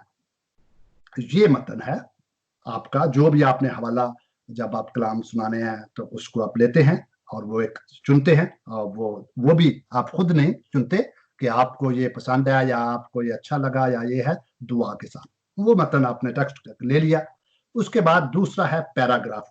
उसको पैराग्राफ की उसके पस मंजर में देखें मतन को, ना सिर्फ उस एक आयत को, 2 आयत को, एक हिस्से को, फिर उसको मुकम्मल जो किताब है जिसमें से आप वो मतन ले रहे हैं उसके पस मंजर में देखें। ना सिर्फ यहाँ पे ये रुकता है अमल, बल्कि उसको अगर नए अहदनामे का टेक्स्ट है तो उसको नए अहदनामे के पस मंजर में देखें। ना सिर्फ नए अहदनामे के बल्कि उसको पुराने अहदनामे के पस मंजर में भी देखें, पूरी बात, यानी तारीखी पस मंजर में उसको देखना चाहिए, हिस्टोरिकली। और फिर कॉन्टेक्स्ट का तीसरा दायरा जोग्राफियाई पस मंजर आप हमें देखना पड़ेगा, वो कब, क्यों, किस हालात, कैसे, क्या जोग्राफियाई हालात थे। और उसके बाद सकाफती पस मंजर। और ये सारे दायरे जब आप इनसे ये तय करते जाएंगे सारे मराहल, तो फिर आप मुसन्नफ के असल मफहूम जो बता रहा है वहां तक उसकी खोज लगा सकेंगे। इन सारे दायरों को हम 2 हिस्सों में तकसीम कर लेते हैं, और वो 2 हिस्से ये हैं, एक अंदरूनी पस मंजर, जब मतन, पैराग्राफ, किताब, नया अहदनामा और पुराना पूरी बाइबल जो है, इसको हम बोलते हैं अंदरूनी पस मंजर, इंटरनल कॉन्टेक्स्ट। और उसके बाद जब हम तारीखी पस मंजर, हिस्टोरिकल पस मंजर देखते हैं, जियोग्राफिकल सकाफती जो है उसको देखते हैं, लसानी पस मंजर उसके अंदर आता है, उसको बोलते हैं बैरूनी पस मंजर। सो ये सारे पस मंजरों को देखकर फिर जो है आप मतन की दुरुस्त तफसीर कर सकते हैं। और किसी भी टेक्स्ट के लिए, ना सिर्फ ये जो मरहला है ये टेक्स्ट है, बल्कि किसी भी। सो इसलिए हमें इसी तरतीब से करना होगी। मैं ये सब कुछ तो अभी नहीं करूंगा, लेकिन मैं कम से कम जो है, जो 24 बाब जिसके अंदर ये आयत आई है, जिसके तफसीर वो की जाती है, मैं मत्ती की अंजील का पस मंजर आपके सामने रखना चाहता हूँ। पहली बात तो ये है, जो 24 बाब है, आप सब खादम है, आपको मालूम है कि ये एक मसीह का एक खास खुतबा है जिसके दरमियान ये अल्फाज है। मत्ती की अंजील के अंदर मसीह यस्सु के 5 जो हैं बयानात हैं और 5 खुतबात हैं, इसलिए इसको 5 किताबें, जिस तरह के मूसा की 5 किताबें हैं, इस तरह इसको भी मसीह की 5 किताबें, जिस तरह मूसा ने शरीयत की 5 किताबें दी, इस तरह मसीह के 5 खुतबात मौजूद हैं। सो यहाँ पर मत्ती की अंजील के अंदर 5 मसीह के डिस्कोर्सेज हैं और 5 नैरेटिव्स हैं। उनकी तरतीब इस तरह से है, पहले तो तारफ है, एकता 2 अबवाब के अंदर ये तारुफ है, यानी मसीह की पैदाइश है। मसीह का पहला बयान जो है वो 3 ta 4 अबवाब के अंदर है, और पहला खुतबा मसीह का पहाड़ी वाज है जो कि 5 से 7 अबवाब के अंदर है। और दूसरा बयान, ये इनकी बड़ी तरतीब है, एक बयान है, एक खुतबा है, फिर बयान है, दूसरा बयान है, दूसरा खुतबा है, फिर तीसरा बयान है, तीसरा खुतबा है। इस तरह एक बड़ी इसके अंदर हम आहंगी, बड़ी तरतीब, ये सिस्टमैटिक तरीके से बयान किए गए हैं। और रूल कुद्दस ने ये सारे ग्रामर की सूरतें, रूल कुद्दस ने ये सारी तरतीब दी है, इसलिए हमें रूल कुद्दस की इस तरतीब को, रूल कुद्दस के इस तरीके को हमें जो है उसकी कदर करनी चाहिए। पहला खुतबा जो है 5 ta 7 अबवाब का, फिर दूसरा बयान 8 ta 9 अबवाब के अंदर बयान है, तो दूसरा खुतबा जो है मिशनरी जो है वो 10 अबवाब के अंदर है, फिर जो है तीसरा बयान जो है 11 ta 12 अबवाब के अंदर है, फिर तीसरा खुतबा जो है जो तमासील पर मबनी है 13 अबवाब के अंदर है, चौथा बयान जो है 14 ta 17 अबवाब पर मुश्तमिल है, और चौथा खुतबा जो है वो कलीसिया हिदायत के बारे में, उसके अंदर जो है वो कलीसिया जिसके अंदर यीशु कहता है मैं अपनी कलीसिया इस पत्थर पर बनाऊंगा, और आगे फिर चर्च डिसिप्लिन के बारे में 18 आयत के अंदर है। 16 में मसीह ने कहा कि 16 बाब में कि वो कलीसिया कायम करेगा, और 18 के अंदर चर्च डिसिप्लिन की बात किया, और ये चौथे खुतबे पर मुश्तमिल है। और 5वां बयान जो है वो 19 ta 22 अबवाब पर मुश्तमिल है, और 5वां खुतबा जो है वो इल्मुल आखिरत पर है, और आखिर इख्तामिया। और हमारा जो है इनको इस तरतीब और तरीके से आप देख सकते हैं, इनका आपस में बड़ा गहरा ताल्लुक है, और इनके दरमियान जो है वो तमासील है। ये एक मुख्तलिफ स्ट्रक्चर होती है, साख्त होती है। जब हम किसी टेक्स्ट को देखते हैं, किसी चीज को देखते हैं, जिस तरह जो आर्किटेक्ट होते हैं या वो क्या बोलते हैं उनको, जो ड्राफ्टमैन होते हैं, जब कोई चीज बनाते हैं तो वो बड़े तरीके से उसको देखते हैं, और टेक्स्ट को भी इसी तरह से हम देख सकते हैं। इसके दरमियानी हिस्सा जो है वो तमासील पर मुश्तमिल है, क्योंकि लिखा है कलाम मुकद्दस में कि मसीह ने तमासील जो है वो तालीम जो है वो बहुत ज्यादा तमासील पर मुश्तमिल है। और हमारा जो आज का मकसद है वो जिस पे हम फोकस कर रहे हैं वो 5वां खुतबा है, और वो 5वां खुतबा किस चीज के बारे में है पास्टर ज़िशान साहब? ये जी इल्मुल आखिरत के बारे में। जी, अभी हम इस पे फोकस करेंगे, इल्मुल आखिरत के बारे में, ठीक है? और इसको अगर आप देखना चाहें तो इस तरह भी देख सकते हैं। 5 खुतबात हैं और इसको इस तरह देख सकते हैं, लेकिन हम जो है इस पे चलते हैं। ईमानदारों और गैर ईमानदारों का मकाम और काम। पहली बात तो यहाँ पे हम देखते हैं, हम वापस आ जाते हैं मत्ती 24 बाब उसकी 40 और 41 आयत के अंदर। मैं एक दफा फिर पढ़ता हूँ। उस वक्त 2 आदमी खेत में होंगे, और एक ले लिया जाएगा और दूसरा छोड़ दिया जाएगा। 2 औरतें चक्की पीसती होंगी, एक ले ली जाएगी और दूसरी छोड़ दी जाएगी। इसके अंदर मर्दों ख़वातीन शामिल हैं, और 2 हैं, ऐसा ही है ना? और ये एक बड़ी अजीब बात है, इनके अंदर उन दोनों का मकाम और काम बयान किया गया है कि उनका मकाम क्या है। दोनों एक ही मकाम पर हैं, जो खेत में है वो भी एक मकाम पर है, और उनका काम भी एक ही है। जो चक्की पीस रही हैं वो डेफिनेटली घर पे होंगी, और घर पे ही होंगी, और वो भी एक ही मकाम पर हैं, और उनका काम भी है एक ही है। यानी 40 आयत के अंदर 2 मर्द हैं, 41 आयत के अंदर 2 खवातीन हैं, औरतें हैं। वो उन दोनों का अपना अपना मकाम है, एक ही मकाम। इसको हम इस तरह से देखेंगे, यानी जो मर्द हैं उनका मकाम और काम एक ही है, और जो औरतें हैं उनका मकाम और काम एक ही है। अगर मत्ती 13 बाब उसकी 30 आयत में देखा जाए, इससे हम क्या सीखते हैं? ये जो जो दो यहां पर मौजूद हैं, लेकिन वो कहते हैं कि छोड़ दिया जाए, कि ले दिया जाएगा। इससे हम बुनियादी तौर पर एक बात सीखते हैं कि ईमानदार और गैर ईमानदार जिस तरह वो दाने, कड़वे दाने और अच्छे दाने, जो कहा था मैंने, मत्ती 13 बाब उसकी 10 आयत के अंदर लिखा हुआ है कि कड़वे दाने और जो हैं अच्छे दाने जो हैं वो एक ही जगह पर हैं। यीशु ने कहा था कि उनको उस वक्त तक इकट्ठे रहने दो। एक बात तो हम इससे ये सीखते हैं को कड़वे दाने और अच्छे दाने एक ही जगह पर हैं, रास्तबाज और नारास्त एक ही जगह पर हैं। जिस तरह दो मर्द एक ही जगह पर एक ही काम कर रहे हैं, दो औरतें एक ही जगह पर एक ही काम कर रही हैं और उनका मकाम भी एक ही है। दो मर्दों और दो औरतों में इम्तियाज मकाम की वजह से नहीं, खबरदारी और तैयारी की बुनियाद पर किया गया है, जो वसी तर पस मंजर है। उसको अभी मजीद देखें। अभी हमने सिर्फ देखा कि वो दो मर्द और दो औरतें एक ही जगह पर एक ही वक्त में और एक ही मकाम और एक ही काम कर रही हैं। अगर देखा जाए तो ये हवाला जो है दो तमासील और एक मिसाल के दरमियान है। ये जो हवाला जो है 40 और 41, ये एक तरह का सैंडविच टेक्स्ट है। अगर आप देखें 38 आयत के अंदर देखें तो एक मिसाल बयान की गई है, और इसके बाद देखें कि 41-42 के बाद अगर देखा जाए तो जो है 43 के बाद देखा जाए तो दो तमासील बयान की गई है। इसलिए हमें ये भी देखना होगा कि ये टेक्स्ट जो है, जो जिस पे हम गौर कर रहे हैं, जो किससे ताल्लुक रखता है, इसके इर्द गिर्द का कॉन्टेक्स्ट क्या है, माहौल क्या है, वहां पे क्या बयान किया गया है, अगर इसको समझना है तो। यानी अगर देखा जाए तो इससे पहले हम वापस आ जाते हैं, थोड़ा सा वसी इसको दायरे को, अपने कॉन्टेक्स्ट के दायरे को थोड़ा सा वसी करते हैं।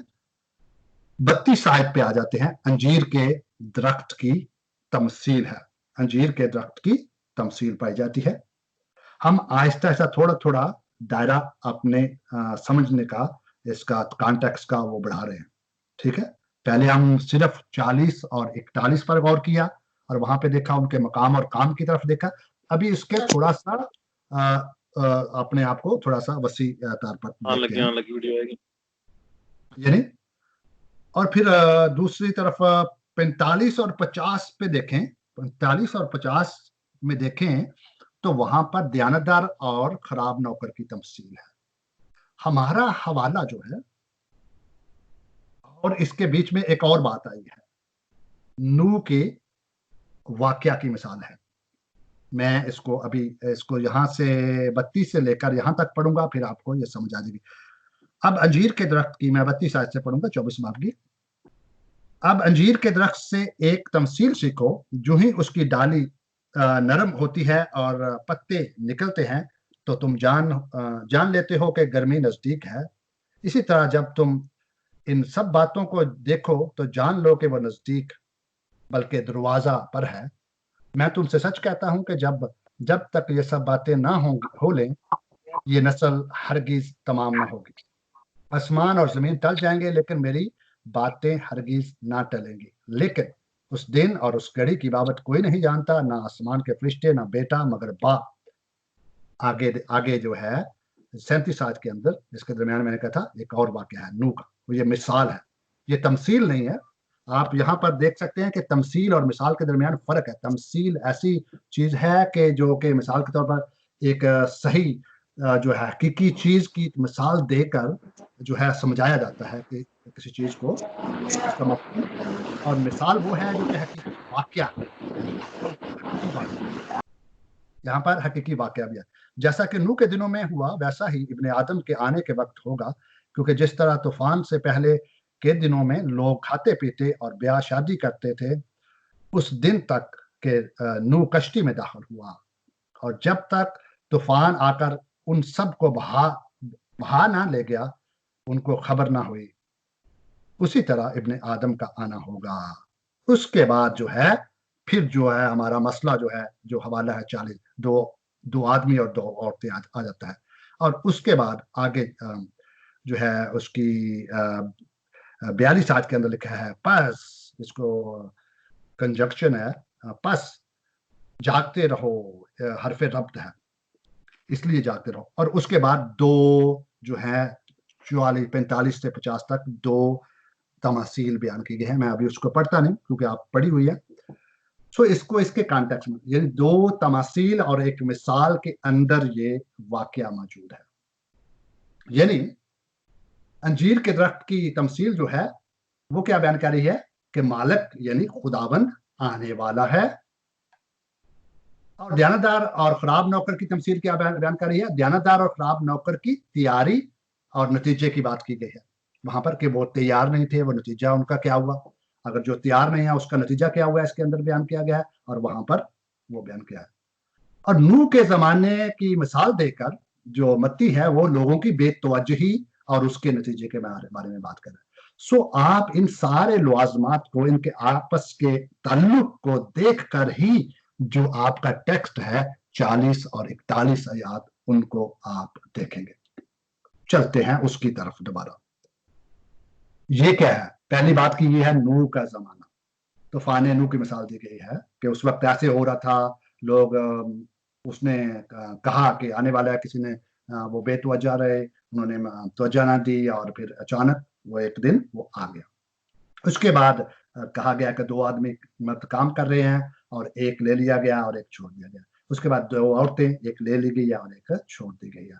और उसके बाद ये खास बात है जिसको हम कहते हैं, ये 42 आयत है, पस इस तरह। पस जो लफ्ज है ये अक्सर बाइबल में इस्तेमाल हुआ है, खास तौर पर रोमियो के खत के अंदर, देयरफॉर। इसलिए हम रोमियो के खत को कहते हैं द लेटर ऑफ देयरफॉर। इसको बोलते हैं कंजंक्शन, हरफे रब्त जो है। हरफे रब्त को मेरी किताब है बाइबल मुफस्सर और तफसीर, उसके अंदर मैंने इसको एक तमसील से, एक मिसाल से कहा है। हरफे रब्त जो है लसानी तौर पर ये एक ऐसा ही काम करता है जिस तरह दो ईंटों के दरमियान गारे का काम करता है। ये उनको आपस में जोड़ता है, पहले ख्याल को आपस में, दूसरे का, या तो उसका नतीजा बताता है या उसको आपस में जोड़ता है। तो यहाँ पर 42 आयत में रहा है जागते रहो, इसलिए जागते रहो। क्या? क्योंकि तूफान नूह को याद रखो, और आगे दो वाकयात बता के आगे लिखा है कि तुम्हें नहीं पता कि यीशु कब आ जाएगा। इसको भी हमें इस देखना चाहिए। और इससे हम क्या सीखते हैं?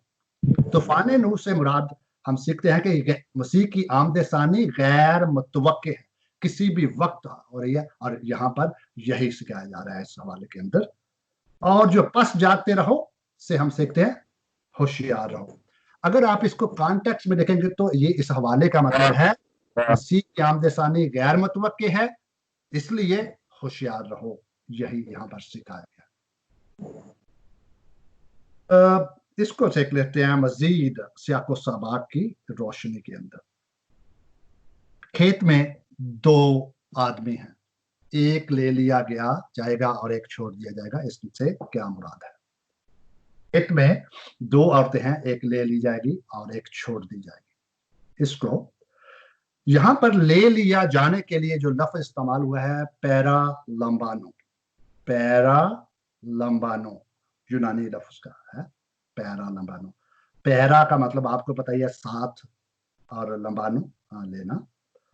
सो पैरा लंबानो जो लफ्ज है यहाँ पर इस्तेमाल हुआ है, ये और भी बहुत सारी जगहों पर इस्तेमाल हुआ है। अगर पैरा लंबानो का लफ्ज देखा जाए मत्ती 1 बाब उसकी 20 आयत, 17 बाब 1 आयत, 18 बाब 16 आयत और 20 बाब 17 आयत, तो वहां पर इसका क्या मफहूम है? ज़ाहिर यह बात है कि पहला जो हवाला है मत्ती का, जहाँ पे ये पैरा लंबानो जो 24 बाब उसकी 40 और 41 आयत के अंदर ये लफ्ज आया है, ये मत्ती ने और जगह पर भी इस्तेमाल किया है। यानी पहला हवाला जो मत्ती 1 बाब 20 आयत, ये वो हवाला है, आप इसको बाद में घर में देख सकते हैं, जब फरिश्ता जो है उसको कहता है कि तू उसको अपने यहाँ ले आने से मत डर। चले 20 आयत को हम देख लेते हैं, इसके मत्ती 1 बाब की 20 आयत। वहां पे फरिश्ता क्या कहता है? वो कहता है उसकी 20 आयत में लिखा हुआ है, मरियम को, यूसुफ को कह रहा है, ये वो इन बातों को सोच ही रहा था कि खुदावन के फरिश्ता ने उसे ख्वाब में दिखाई देकर कहा, ए यूसुफ इब्ने दाऊद, अपनी बीवी मरियम को अपने यहाँ ले आने से ना डर। यहाँ पे ले आना जो है, यहाँ पर वही लफ्ज इस्तेमाल किया गया है जो कि मत्ती 24 बाब उसकी 40 आयत के अंदर ले लिया जाएगा, ले लिया जो है वहां पर भी पैरा लंबानो है और यहाँ पर भी पैरा लंबानो लफ्ज है।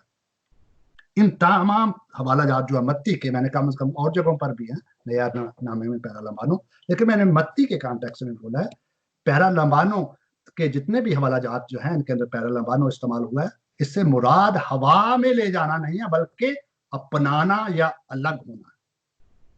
यानी फिर कहा गया कि तू इसको मिस्र में ले जा जो है मरियम को, तो ले जाने के लिए ये हवा में जाना नहीं है बल्कि साथ लेना है या साथ होना है या अलग करना है, बुनियादी तौर पर अलग हो जाना, अलग करना है। मसलन मसीह शागिर्दों को कई मौके पर कहता है कि अलग ले जाकर उनसे बात करता है। वो कई हवालों पर लिखा हुआ है कि वो मिसाल के तौर पर कि वो उनको अलग ले गया, और जहां पे लिखा है मसीह अलग ले गया वहां पर पैरा लंबानो का लफ्ज इस्तेमाल हुआ है। और वो कहां अलग ले गया, हवा में ले गया, वो हम देखेंगे जो कि पहला थस्सलुनीकियों 4 बाब की 17 आयत के अंदर हवा में, ये उस हवा से क्या मुराद है। ये लंबानो लफ्ज जो है 24 बाब की 40 और 41 आयत के अंदर इस्तेमाल हुआ है। ये अलग होने के लिए, अलग करने के लिए इस्तेमाल हुआ है और ये जमीन पर ही इस्तेमाल हुआ है, ये कहीं और जगह पर इस्तेमाल हुआ। इसलिए मत्ती 24 बाब 40 तब 42 आयत में भी रास्तबाजों और नाराज लोगों में इम्तियाज और इस जिंदगी में कलाम के रद्द-ए-अमल के नतीजे की बात हो रही है कि जो लोग खुदा के कलाम का रद्द-ए-अमल नहीं देंगे उनको खुदा अलग करेगा। आगे हम इसको मजीद कॉन्टेक्स्ट का अगला दायरा देखेंगे तो किस तरह वो अलग करता है। जहां पर ईमानदारों और गैर ईमानदारों में तकसीम की बात हो रही है, वो जो मसीह में है वो मसीह की आमद की तैयारी करते हैं, मगर वो जो मसीह से बाहर है वो दुनिया में मशगूल हैं। यहाँ पर रैप्चर का जिक्र तक नहीं, लेकिन हम चूंकि लकीर के फकीर होते हैं, लफ्जों को पीटने वाले होते हैं, हाँ चूंकि यहाँ पे लिखा है ले लिया, तो इससे मुराद है कि यस्सु ने उनको ले लिया, ऊपर उठा लिया, हवा में चला गया, उसको हमने उसके साथ रैप्चर के अपने नजरिए के साथ जोड़ दिया। इसका हरगिज मुराद यहाँ पर नहीं है कि मसीह जो है यहाँ पर उनको लेगा। यहाँ पर अभी हम ब्रॉडर कॉन्टेक्स्ट में देखेंगे तो यहाँ पर तकसीम और इम्तियाज की बात की गई है राष्ट्रों और नाराष्ट्र के दरमियान में। उसकी किस तरह ये तकसीम की वजह और मकसद क्या है, क्यों मसीह यस्सु यहाँ पर एक को ले रहा है एक को अलग कर रहा है, ये बता रहा है। और फिर बड़ी बात ये होनी चाहिए कि ये टेक्स्ट जो है तमासील के दरमियान में आया है, इसलिए इसका लुग़वी मतलब नहीं लेना चाहिए यहाँ पर के हवा में उठा के ले गया। लुग़वी मतलब इस तरह लेना चाहिए कि खुदा जब मसीह यस्सु आएगा वो रास्तबाजों और नारास्तों को अलग-अलग करे, उनकी डेफिनेट जो है डेस्टिनेशन जो है वो हो जाएगी अब्दी मंजिल, यानी अब वो जो है भेड़ें इस तरफ, बकरियां इस तरफ, ईमानदार इस तरफ और वो इस तरफ। इस तकसीम की वजह क्या है, तकसीम की वजह और मकसद क्या है। मसीह की आमद सानी मुकम्मल और अब्दी दायमी तकसीम करती है, उसके बाद किसी के पास कोई चांस नहीं। यानी जब मसीह यस्सु आएगा वो मुकम्मल, ये जो पार्शियल ट्रिबुलेशन, दूसरे ट्रिबुलेशन जितने भी हवाले हैं वो इसकी तरदीद करते हैं, लेकिन मसीह की आमद सानी जो है वो हमेशा के लिए मुकम्मल अब्दी दायमी तकसीम होगी। मसीह इस बात को यकीनी बनाता है कि इब्ने आदम की आमद के दिन की मुसर्रत में सिर्फ वही लोग शामिल होंगे जो रास्तबाज होंगे। वो जिनको मसीह ने अपने लिए चुन लिया है वो मसीह की आमद का इंतजार करते हैं। वापस चलते हैं अपने हवाले की तरफ। अभी थोड़ा सा इसका दायरा और बढ़ाते हैं, देखते हैं। तसलसल के साथ होशियार या चौकस रहने की बारे में तमासील पाई गई हैं। इसके फौरी बाद इन बातों को हम उन तमासील से अलग करके इसका ले लिए जाने का मकसद नहीं समझ सकते और ना ही समझना चाहिए और ना ही किसी को समझाना चाहिए। ये टेक्स्ट के साथ बड़ी ज्यादती होगी। आप उस दोनों लफ्जों को ले लिया, दो आदमियां एक ले लिया जाएगा, दो औरतें एक ले ली जाएगी, उसको टेक्स्ट से बाहर निकालकर, कॉन्टेक्स्ट से बाहर निकालकर आप उसको नहीं ले सकते। आगे उसके तमासील है, पीछे भी तमासील है। पहली तमसील है घर का मालिक और चोर की तमसील है। मत्ती 24 बाब 43 तक 44 आयत के अंदर क्या है, घर का मालिक है और चोर की तमसील है। मैं इसको जल्दी जल्दी पढ़ देता हूँ। 43 के अंदर लिखा हुआ है, लेकिन ये जान रखो कि अगर घर के मालिक को मालूम होता कि चोर रात के कौन से पहर आएगा तो जागता रहता और अपने घर में नकब ना लगाने देता। इसलिए तुम भी तैयार रहो, क्योंकि जिस घड़ी तुमको गमान भी ना होगा इब्ने आदम आ जाएगा। इसमें क्या लिखा हुआ है? इसमें घर के मालिक के बारे में तमसील से बताया गया है कि जागते रहो, तैयार रहो। अगर उसको भी तैयार होता तो कभी भी चोरी ना होती। और इसको वो रिलेट कर रहा है मसीह यीशु की आमद सानी के साथ कि वो आने वाला है और तुम तैयार रहो। दूसरी तमसील जो है वो भी दयानतदार और खराब नौकर की है, और वो 45 था 51 आयत के अंदर है। आगे लिखा है 45 में, बस वो दयानतदार और अक्लमंद नौकर कौन सा है जिसे मालिक ने अपने नौकर चाकरों पर मुकर्रर किया ताकि वक्त पर उनको खाना दे। मुबारक है वो नौकर जिसे उसका मालिक आकर ऐसा करते हुए पाए। यानी इससे मुराद है कि वो ऐसा नहीं कर रहा, वो बेखबर है। मैं तुमसे सच कहता हूं कि वो उसे अपने सारे माल का मुख्तार करेगा। लेकिन अगर वो खराब नौकर अपने दिल में ये कहकर कि मेरे मालिक के आने में देर है, अपने हम खिदमतों को मारना शुरू कर दे और शराबियों के साथ खाए पिए, तो उस नौकर का मालिक ऐसे दिन के वो उसकी राह ना देखता हो, ऐसी घड़ी को के वो ना जानता हो मौजूद होगा। यहां पर भी इसके अंदर भी क्या बताया गया है? हाँ, दोनों तमसीलों में होशियार और चौकस रहने के लिए बारे में ये तमसील है। और फिर एक और थोड़ा सा दायरा देखें। आपको मैंने पहले इसलिए बताया था कि ये जो डिस्कोर्स है ये 23 बाब से लेकर 25 बाब तक है। इसको आप 23 बाब से 25 बाब के कॉन्टेक्स्ट में देखेंगे। आप 24 बाब की ये 40 और 41 आयत को लादा नहीं करेंगे। इसको 25 बाब में क्या बयान किया गया? 25 बाब में 10 कुंवारियों की मिसाल है, और 10 कुंवारियों की मिसाल जो है हम बहुत ज्यादा पढ़ाते भी हैं, सिखाते हैं, वाज करते हैं। उसमें बुनियादी तौर पर क्या सिखाया गया? चौकस रहने के लिए। और फिर इसके बाद मत्ती 25 बाब 14 की उसके अंदर क्या है? तोड़े हैं, वो भी तोड़ों के लिए, उनका सही इस्तेमाल और चौकस रहने के लिए। इसलिए ब्रॉडर कॉन्टेक्स्ट के अंदर ये जो 2 आयात हैं किसी तरह भी रैप्चर की तस्दीक नहीं कर सकती, क्योंकि हम सिर्फ वो ले लिया लफ्ज पे इक्तफा नहीं करते। हमको सीखना पड़ेगा तफहीम के मतन के असूलों की लसानी तरीके क्या है। एक मैं तरीका आप करते होंगे, आप मेरी बाइबल यहाँ पर देख सकते हैं। इसके ऊपर मैंने क्या किया हुआ है? हाईलाइट किया है। पुराने दौर में डेफिनेटली उस वक्त हाइलाइटर मौजूद नहीं थे। जिस तरह आज हमारे पास ये हाइलाइटर हैं, तरह तरह के कलरफुल हैं, हम उसको अंडरलाइन कर लेते हैं। जब किसी चीज पे जोर देना हो तो क्या होता है? उसके अंदर उसके कई एक तरीके हैं। अगर इनको देखना है तो मेरी किताब अभी बेशक ये अभी आउट ऑफ प्रिंट है, बाइबली मुफस्सर और तफसीर, इसके अंदर मशकें की एक चैप्टर है। उसके अंदर वो बातें बयान की गई हैं किसी मतन की लसानी और उसको देखने के लिए, उसके किस चीज पे जोर दिया गया है उसको देखने के लिए। तफहीम मतन के असूलों की लसानी तरीके क्या है? जैसा कि मैंने कहा, किसी चीज पे जोर देने के लिए आप या तो उसको हाईलाइट कर देते हैं, या तो आप उसको अंडरलाइन कर देते हैं, या आप उसके गिर्द दायरा खींच देते हैं, या आप उसको बाहर किसी और टाइटल के उसका मेन जो है उसको साथ लिख देते हैं। जब ये खुदा के खादम या खुदा के लोग जो थे लिख रहे थे कलाम मुकद्दस, उस वक्त हाईलाइटर मौजूद नहीं थे, लेकिन लसानी तरीके जरूर मौजूद थे। लसानी तरीके मौजूद थे। जब किसी चीज पे जोर देना हो किसी टेक्स्ट के अंदर, तो उस वक्त लसानी तरीके मौजूद थे। वो लसानी तरीके क्या थे उनको देखते हैं। एक तरीका है रेपिटेशन का। क्या है? जब आपने किसी टेक्स्ट को देखना हो तो आप देखें कि उसके अंदर बार बार किस चीज का इयादा किया गया है। कोई लफ्ज बार बार तो नहीं दोहराया गया।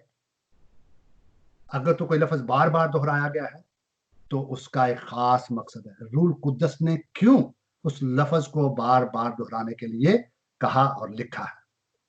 सो repetition is the key to mastery. अगर आप किसी टेक्स्ट को समझना चाहते हैं, उसको देखना चाहते हैं, उस पर अपनी मास्टरी हासिल करना चाहते हैं उस पे, तो आप उसके अल्फाज पर गौर करें। मतन में अल्फाज का अयादा सीखने और सिखाने के अमल में एक लसानी तदबीर और तरीका है। और आज हम पहला, इसके और भी हैं, ना सिर्फ आप रेपिटेशन देखें बल्कि इसके बाद उसके अंदर आप मुतजाद और कंट्रास्ट भी देखें, मुतजाद अल्फाज भी देखें। उसके बाद आप कंपैरिजन आप देख सकते हैं, इसके अंदर कोई लिस्टें होंगी वो उनको देख सकते हैं।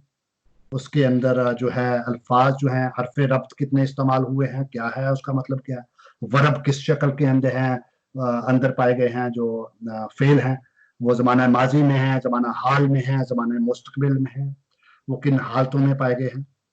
ये सारी बातें जो हैं ये वतन को देखने के तरीके हैं कि इसके अंदर खुदा का बंदा या मुसन्नफ किस बात पे जोर दे रहा है। इस मतन के भी पहले असूल की तरह हम रेपुटेशन को देखेंगे। इस पूरे मतन के अंदर अल्फाज और फिक्रात की तरतीब और उनका अयादा जो है वो मरकजी मजमून और मौजू, मंशा और मकसद की तरफ इशारा करता है। जब आप बार बार ये जो पैटर्न होते हैं, आप कभी मार्केट गए होंगे तो मार्केट में मैं जाता हूँ यहाँ पर, तो वहां पर जब सेल लगी होती है तो बार बार sale sale sale sale sale, उसकी वजह उनका मकसद होता है कि इसको देखने वाले उनका जहन नशीन हो जाए। जब मुसन्नफ भी बार बार कोई लफ्ज दोहराता है तो उसका मतलब है जो कारीन है वो उसको देखें और वो जहन नशीन हो जाए, और उसका जो मेन मंशा भी वही होती है। अभी हम देख लेते हैं अपने मतन में क्या सूरत हाल है, मतन में मरकजी मजमून और मुद्दा का ताल्लुक और तसलसल क्या है, हम देख लेते हैं। 32 आयत के अंदर क्या लफ्ज इस्तेमाल हुआ है, जूही और नजदीक। जूही और नजदीक, मेरे साथ साथ आप देखते जाएं अपनी बाइबल पर भी और यहां पर भी। और 33 आयत के अंदर क्या लिखा है, 33 के अंदर क्या लिखा है, नजदीक, दोबारा लफ्ज दोहराया गया। और 35 आयत के अंदर दिन का लफ्ज है और घड़ी का लफ्ज है। नजदीक का और जूही का ताल्लुक भी वक्त से है, नजदीक का ताल्लुक भी वक्त से है। 35 के अंदर दिन और घड़ी का ताल्लुक आया। 37 आयत के अंदर दिनों 2 दफा आया है और वक्त 1 दफा आया, दिन भी 1 दफा आया। इनको देख लें आप, 37 आयत को अगर देखेंगे तो आप। उसके बाद 39 आयत को देखेंगे तो ये मैं 24 बाब की, 32-24 बाब की बात कर रहा हूँ, जिसको हम देख, जिसके अंदर वो एक दो आयतें हैं जो मसला बना हुआ है जिसको रैप्चर की तफसीर करते हैं। उसके कॉन्टेक्स्ट, उसके अंदर अल्फाज को हम देख रहे हैं, जो उसका लसानी तरीका है। 39 आयत के अंदर आप देखते हैं लिखा हुआ है जब तक लिखा हुआ है, और 40 आयत के अंदर भी वक्त का लफ्ज इस्तेमाल हुआ है, आप खुद देखते जाएं। और 42 और 43 आयत के अंदर भी दिन और पहर का जिक्र है, और 44 आयत के अंदर फिर घड़ी का जिक्र है, और 45 आयत के अंदर फिर मुकर्रा और मुकर्रर और वक्त का जिक्र है, और 48 आयत के अंदर आने में देर का जिक्र है, यहाँ पे नजदीक और देर का जिक्र है, ये जिसका भी ताल्लुक वक्त से है। 50 आयत के अंदर फिर दिन और घड़ी का जिक्र है। और अगर आप इसको देखें, इन सारी चीजों के दरमियान जो है हमारा हवाला है। और इसके बाद ना सिर्फ ये नहीं है, एक तरफ वक्त की बात की गई है, वक्त के बारे में बार बार बार बार एक लफ्ज, घड़ी, दिन, वक्त, नजदीक और देर और जब तक, जूही, इस तरह के मुकर्ररा, इस तरह के बात, यानी ये वक्त की तरफ बात कर रहे हैं। दूसरा हिस्सा 32 आयत में लिखे हैं तो जान लेते, जानने की बात की, वक्त को जानना, मुराद ये है कि वक्त को जानने की बात की गई है। 32 आयत के अंदर जान लेते, 33 आयत के अंदर है जान लो, 35 आयत के वक्त है कोई नहीं जानता, 39 आयत के अंदर है उनको खबर ना हुई, यानी कि ना जानने के बारे में है। यहाँ पर भी 42 आयत के अंदर लिखा है जागते रहो क्योंकि तुम जानते नहीं, तुम नहीं जानते। फिर 43 आयत के अंदर लिखा है जान रखो, 44 आयत के अंदर लिखा है तैयार रहो, और 50 आयत अंदर के लिखा है ना जानता हो। ये सारे अल्फाज जो हैं इनसे क्या मुराद है? यहाँ पे मुसन्नफ जो है क्या जाहिर करना चाहता है, क्या बयान करना चाहता है? यहाँ पर उसका मेन मरकजी जो है मजमून है या मुद्दा है, मंशा है, वो यही है कि उस घड़ी की बाबत कोई नहीं जानता, तुम जागते रहो। असल में ये है 25 बाब में जो 10 इसके फौरी बाद 24 बाब के फौरी बाद कौन सी तमसील आती है या मिसाल आती है? 10 कंवारियों की। उसका मुद्दा और मकसद क्या है? वो भी तैयार रहने के लिए। इसलिए मैं कहूंगा कि ये जो 2 आयात हैं 40 और 41, इनका कोई और मफहूम हम नहीं निकाल सकते, इनको रैप्चर से किसी और नजरिए से जोड़ नहीं सकते, क्योंकि इनका मकसद एक ही है। यहाँ पर मसीह यस्सु यही सिखा रहा है अपने शागिर्दों को कि तैयार रहो, उस घड़ी की बाबत कोई नहीं जानता, इसलिए तुम जागते रहो। जो मरकजी यहाँ पे ब्लू के अंदर है, जागते रहो। और जागते रहो जो लफ्ज है ये जमाना हाल जारी के अंदर है, यानी कि एक वक्त नहीं है कि थोड़ा सा वक्त या किसी वक्त, जागते रहो। इसलिए 24 बाब का जो मरकजी मजमून है वो है वक्त नजदीक है और जागते रहो, और इसका ताल्लुक और तसलसल आगे 25 में भी है। तो इसलिए 24 बाब, पूरे 24 बाब को 25 बाब की रोशनी में देखना चाहिए। 25 बाब के अंदर भी 10 कुंवारियों की मिसाल और आगे दीगर और तमसील जो हैं उनकी रोशनी में देख सकते। इसलिए हम ये नहीं कह सकते कि इन 2 आयतों से जी एक ले लिया जाएगा और एक छोड़ दिया जाएगा, लेकिन फिर उससे क्या मुराद है? एक ले लिया जाएगा, एक छोड़ दिया जाएगा। तो हम कहेंगे 25 बाब 13 आयत में लिखा हुआ है, बस जागते रहो क्योंकि तुम ना उस दिन को ना उस घड़ी को जानते हो। तो इस सारे 25 बाब का मकसद और मुद्दा यही है कि हम जागते रहें, और क्योंकि हमें पता नहीं है, और ना सिर्फ जागते रहें बल्कि तैयार रहें। अभी हम थोड़ा सा, पहले हमने वो आयत देखी, उसका दायरा, उसके गिर्द देखा क्या क्या था, तमसील देखी, फिर हमने 24 बाब और 25 बाब को देखा, उसके अंदर अल्फाज को देखा, उसके मतन को थोड़ा सा और वसी करते हैं। असल में ये जो मसला है हमारा 41 और 42 आयत का, एक छोड़ दिया जाएगा एक ले लिया जाएगा, इसका आगाज शागिर्दों के सवाल से होता है। इसका आगाज कहाँ से होता है? चूंकि हम जल्दबाजी करने वाले हैं, हम जो है वो लकीर के फकीर होते हैं, लफ्ज को पीटते हैं, हम उसी पे अटक जाते हैं, हम पीछे नहीं जाते। इसका ये शुरू कैसे हुआ? यीशु मसीह ये बात क्यों कह रहा है? क्यों उसने ऐसा जवाब दिया?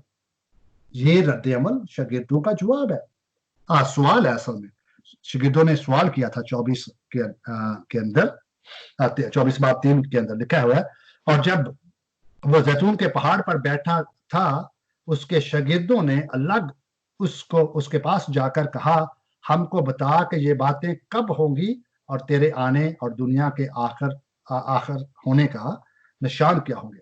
तो ये फिर यीशु मसीह जवाब देता है, बड़ा लंबा जवाब है, उसके अंदर ये आया है। तो इसको फिर हमें उस सवाल के कॉन्टेक्स्ट के अंदर ही देखना चाहिए। वो क्या है कि वो निशान क्या होंगे और तू कब आएगा। तो यीशु ने बिल तरतीब, जिस तरह उन्होंने सवाल किया है, यीशु ने जवाब भी बिल तरतीब ऐसे दिया। पहले यीशु मसीह ने उनके निशान बता दिए हैं कि ये निशान होंगे, मुसीबतें आएंगी, ये होगा, वो होगा, ये होगा, लोग खारे होंगे, पीर होंगे, मुसीबत आएगी। आगे पहले जो है आप यीशु ने जवाब में उनसे कहा 5 आयत से लेकर जो है वो 31 आयत तक जो है वो 28 आयत तक जो है वो एक तरह के, नहीं सॉरी 31 आयत तक जो है वो निशान बयान किए हैं।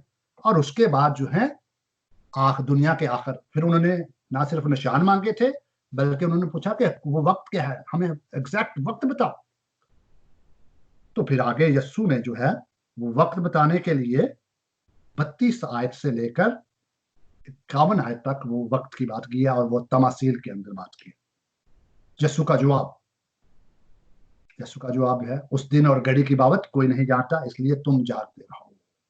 असल में बात ये की है, ये शागिर्दों का सवाल का जवाब है के निशान भी उनको बता दिए, और उस घड़ी और बाबत की जिसकी बाबत जानना चाहते थे, यीशु मसीह बुनियादी तौर पर उनसे ये कह रहा है कि तुम्हें नाम, हत्ता के वहां में लिखा है बेटा नहीं जानता। ये एक और सवाल है, इसको अभी हम नहीं देख सकते बेटा जानता है कि नहीं जानता, ये और बात है, ये क्रिस्टोलॉजी का मामला है।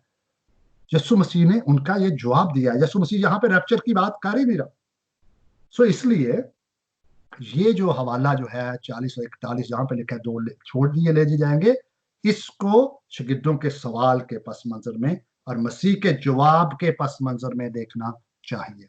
और मसीह का जवाब जो है वो यही है कि तैयार हो। इसकी आखिरी बात, ये चक्की, 2 चक्की पीस रही होंगी, ये जमाना किस में लिखा हुआ है जी? ये जमाना हाल है, माजी है, माजी हाल है कि मुस्तकबिल है? मुस्तकबिल है। पीस रही होंगी चक्की। चले मैं सवाल कर लेता हूं। चक्की, आज चक्की किस किस के घर में है? या किसी ने चक्की देखी है? मैंने देखी है जी। आज चक्की, आज बहुत कम, हमारी अगली जनरेशन, हमें तो थोड़ा बहुत है, हमारी माएँ दादियां जो थी वो चक्की मैंने देखी, अपनी दादी को चक्की इस तरह पीसते हुए। वो आटा तो नहीं, वो जब हमारे जानवरों के लिए वो दलिया शलिया कुछ इस तरह की चीजें बनाते थे हम, जो हमारे बैल होते थे उनके लिए मैंने देखा है। चक्की तो आज भी खत्म हो चुकी है, ऑलमोस्ट खत्म हो चुकी है। ये यीशु मसीह के जमाने की बात, उस वक्त भी चक्की थी, हमने भी देखी है, क्योंकि हमारा कल्चर जो है वो बहुत ही करीब है इसराइल के कल्चर के करीब। 2 औरतें चक्की पीसती होंगी वाकई उस वक्त जब मसीह यीशु, पता नहीं मसीह यीशु ने आज आ जाना है या 1000 साल के बाद आना है, 2000 साल के बाद आना है। टेक्नोलॉजी कब वहां तक होगी, कैसी होगी? आज हम ये बात कर रहे हैं चक्की, आज पता नहीं उस वक्त हमें खाना, आई डोंट नो क्या हाल होगा। क्या उस वक्त चक्की होगी कि 2 औरतें चक्की पीस रही होंगी? अगर इसको लिटरली लिया जाए तो फिर 2 औरतों को चक्की पीसते होना चाहिए और उनमें से एक ले ली जानी चाहिए।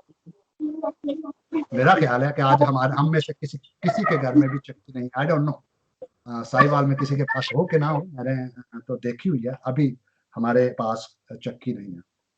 बेशक मसीह के जमाने में चक्की थी और हमने भी देखी है, लेकिन क्या हमारे बच्चे और आइंदा नस्ल को इसके बारे में मालूम होगा या उस वक्त चक्की पीस रही वाकई चक्की पीस रही होगी?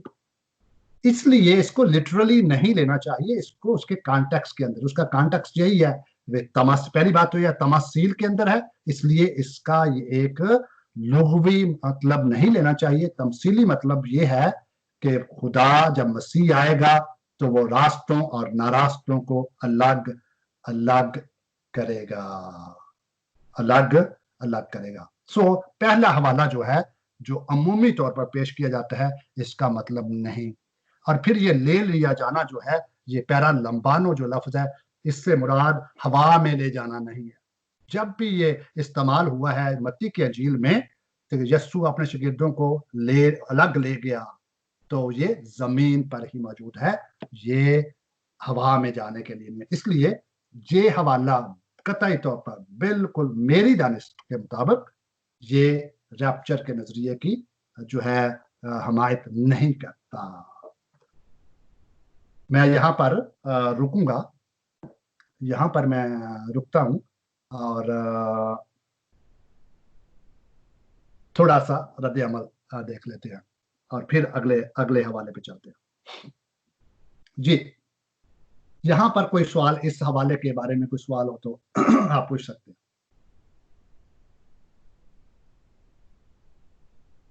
जी, आपका माइक, पादरी शान, आपका माइक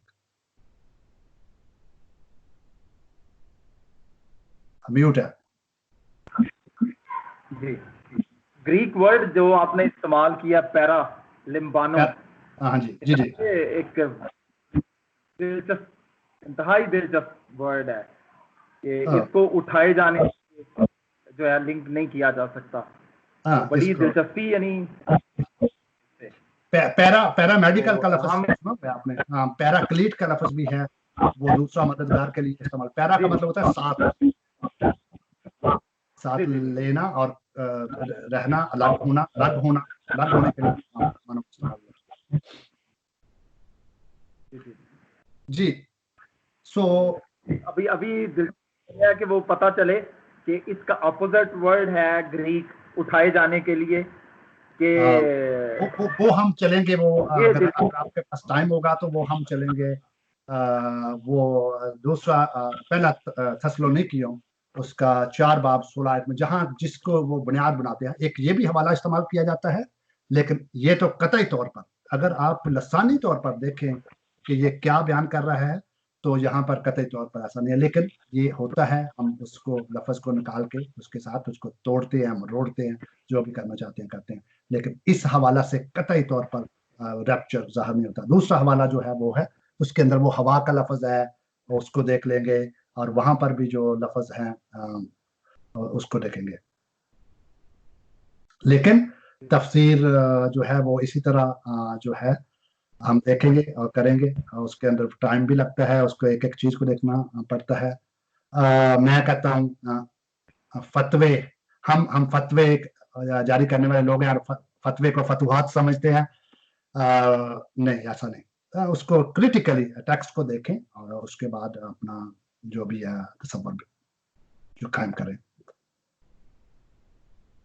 تھینک یو ڈاکٹر صاحب. ہم تھوڑی سی بریک کریں. کیا آپ ضروری نہیں ہے کہ آپ مجھ سے سارے اگری ہوں، لیکن اگر اس حوالے سے جو کچھ ہم نے سیکھا، اگر کوئی کہنا چاہے تو ایک ہمارے پاس 3 منٹ ہم لے لیتے ہیں کہنا چاہے تو، تاکہ جی کوئی کہنا چاہتا ہے، کوئی جو کچھ اب تک ہم نے سیکھا اور خاص طور پر اس ٹیکسٹ کے حوالے سے بات کرنا چاہتا ہے تو موقع ہے.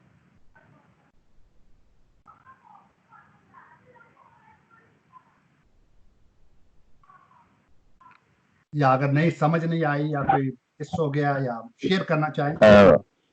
پادری صاحب میں بات کرنا چاہوں گا. سب کی خاموشی ہے تو میں نے کہا ضرور کوئی نہ کوئی بات کی جائے. ڈاکٹر صاحب کی اسپیڈ بہت ہی اچھی ہے اور بڑے ہی ترتیب کے ساتھ انہوں نے بیان کیا، اور یہ جس طرح چکی کی بات کی کہ نے دیکھی ہے لیکن کیا مستقبل میں ہوگی، ہماری نسلوں کے پاس ہوگی یا نہیں ہوگی. تو یہ کوارنٹائن کا زمانہ جو ہے نا، یہ ہمیں کافی چیزیں یاد دلاتا ہے.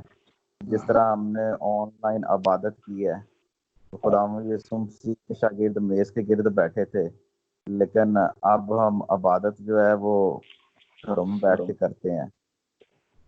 تو اسی طرح بچوں کو جب بپتسمہ دیتے ہیں تو چھوٹے بچوں کو ہم گود میں اٹھا لیتے ہیں.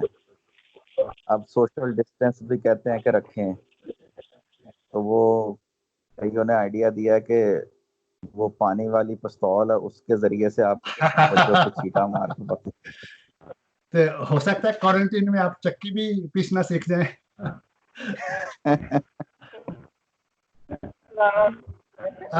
یہ نقطہ مقصد یہ جو میں نے ایک عمومی بات کیا، ہم بھائی یہ تو عمومی بات ہے، یہ کوئی بنیادی تفسیری نقطہ نہیں ہے. یہ تو آخر میں ویسے ایک لاجیکل ایسے ہی بات کی ہے، یہ نہیں. بنیادی نقطہ جو ہے ٹیکسٹ کو کانٹیکسٹ کے اندر اور کس طریقے سے لسانی متن کا مفہوم کیا ہے اس کے اندر دیکھیں. جب بھی دیکھیں، جب ہم اس طرح سے دیکھتے ہیں تو پھر ہمیں ایسا کوئی نظر نہیں آتا. یہ تو میں نے ایک ایسے ہی آزرو مذاق کہہ لیں یا جسٹ جنرل ایک بات کی ہے اس کو. ہاں ڈاکٹر صاحب آپ نے بالکل ٹھیک کہا. میں نے بھی بس ٹوسٹ پیدا کرنے کے لیے بات کی ہے. صحیح ہے. ویل ابھی وقت ہو گیا، آئی ڈونٹ نو کیا ہو گیا میرے ادھر تو ہے. میں آئی ایم فائن، ہمارا دن ہے ابھی چلا ہوا. تو اگر آپ چاہتے ہیں کہ اگلا جو ہے I don't know. Would you guide please, Pastor Zishan? Do you want to continue کہ اس کی لیکن اس کی تفسیر بھی اسی طرح سے میں ایسے کوئی ایک جی تو 5 منٹ کی بریک دیتے ہیں. اگر واش روم وغیرہ جانا چاہتے ہیں، پانی پینا چاہتے ہیں تو زیادہ اچھا ہوگا. جی لیکن آپ کنٹینیو رکھنا چاہتے ہیں اس کی اگلا جو حوالہ ہے دوسرا کرنسیوں 4 باب، اس کی تفسیر بھی آپ دیکھنا چاہتے ہیں. جی کنٹینیو کریں گے کیونکہ ابھی تو مزہ بڑا ہے، تو ابھی ہم چھوڑنا نہیں چاہتے اس کو. اور یہ بھی آپ کو یہ بھی خوف ہے کہیں ریپچر پیچھے نہ رہ جائے. लेफ्ट बिहाइंड ना रह जाए, हो हाँ जाए। जी, हम तो ये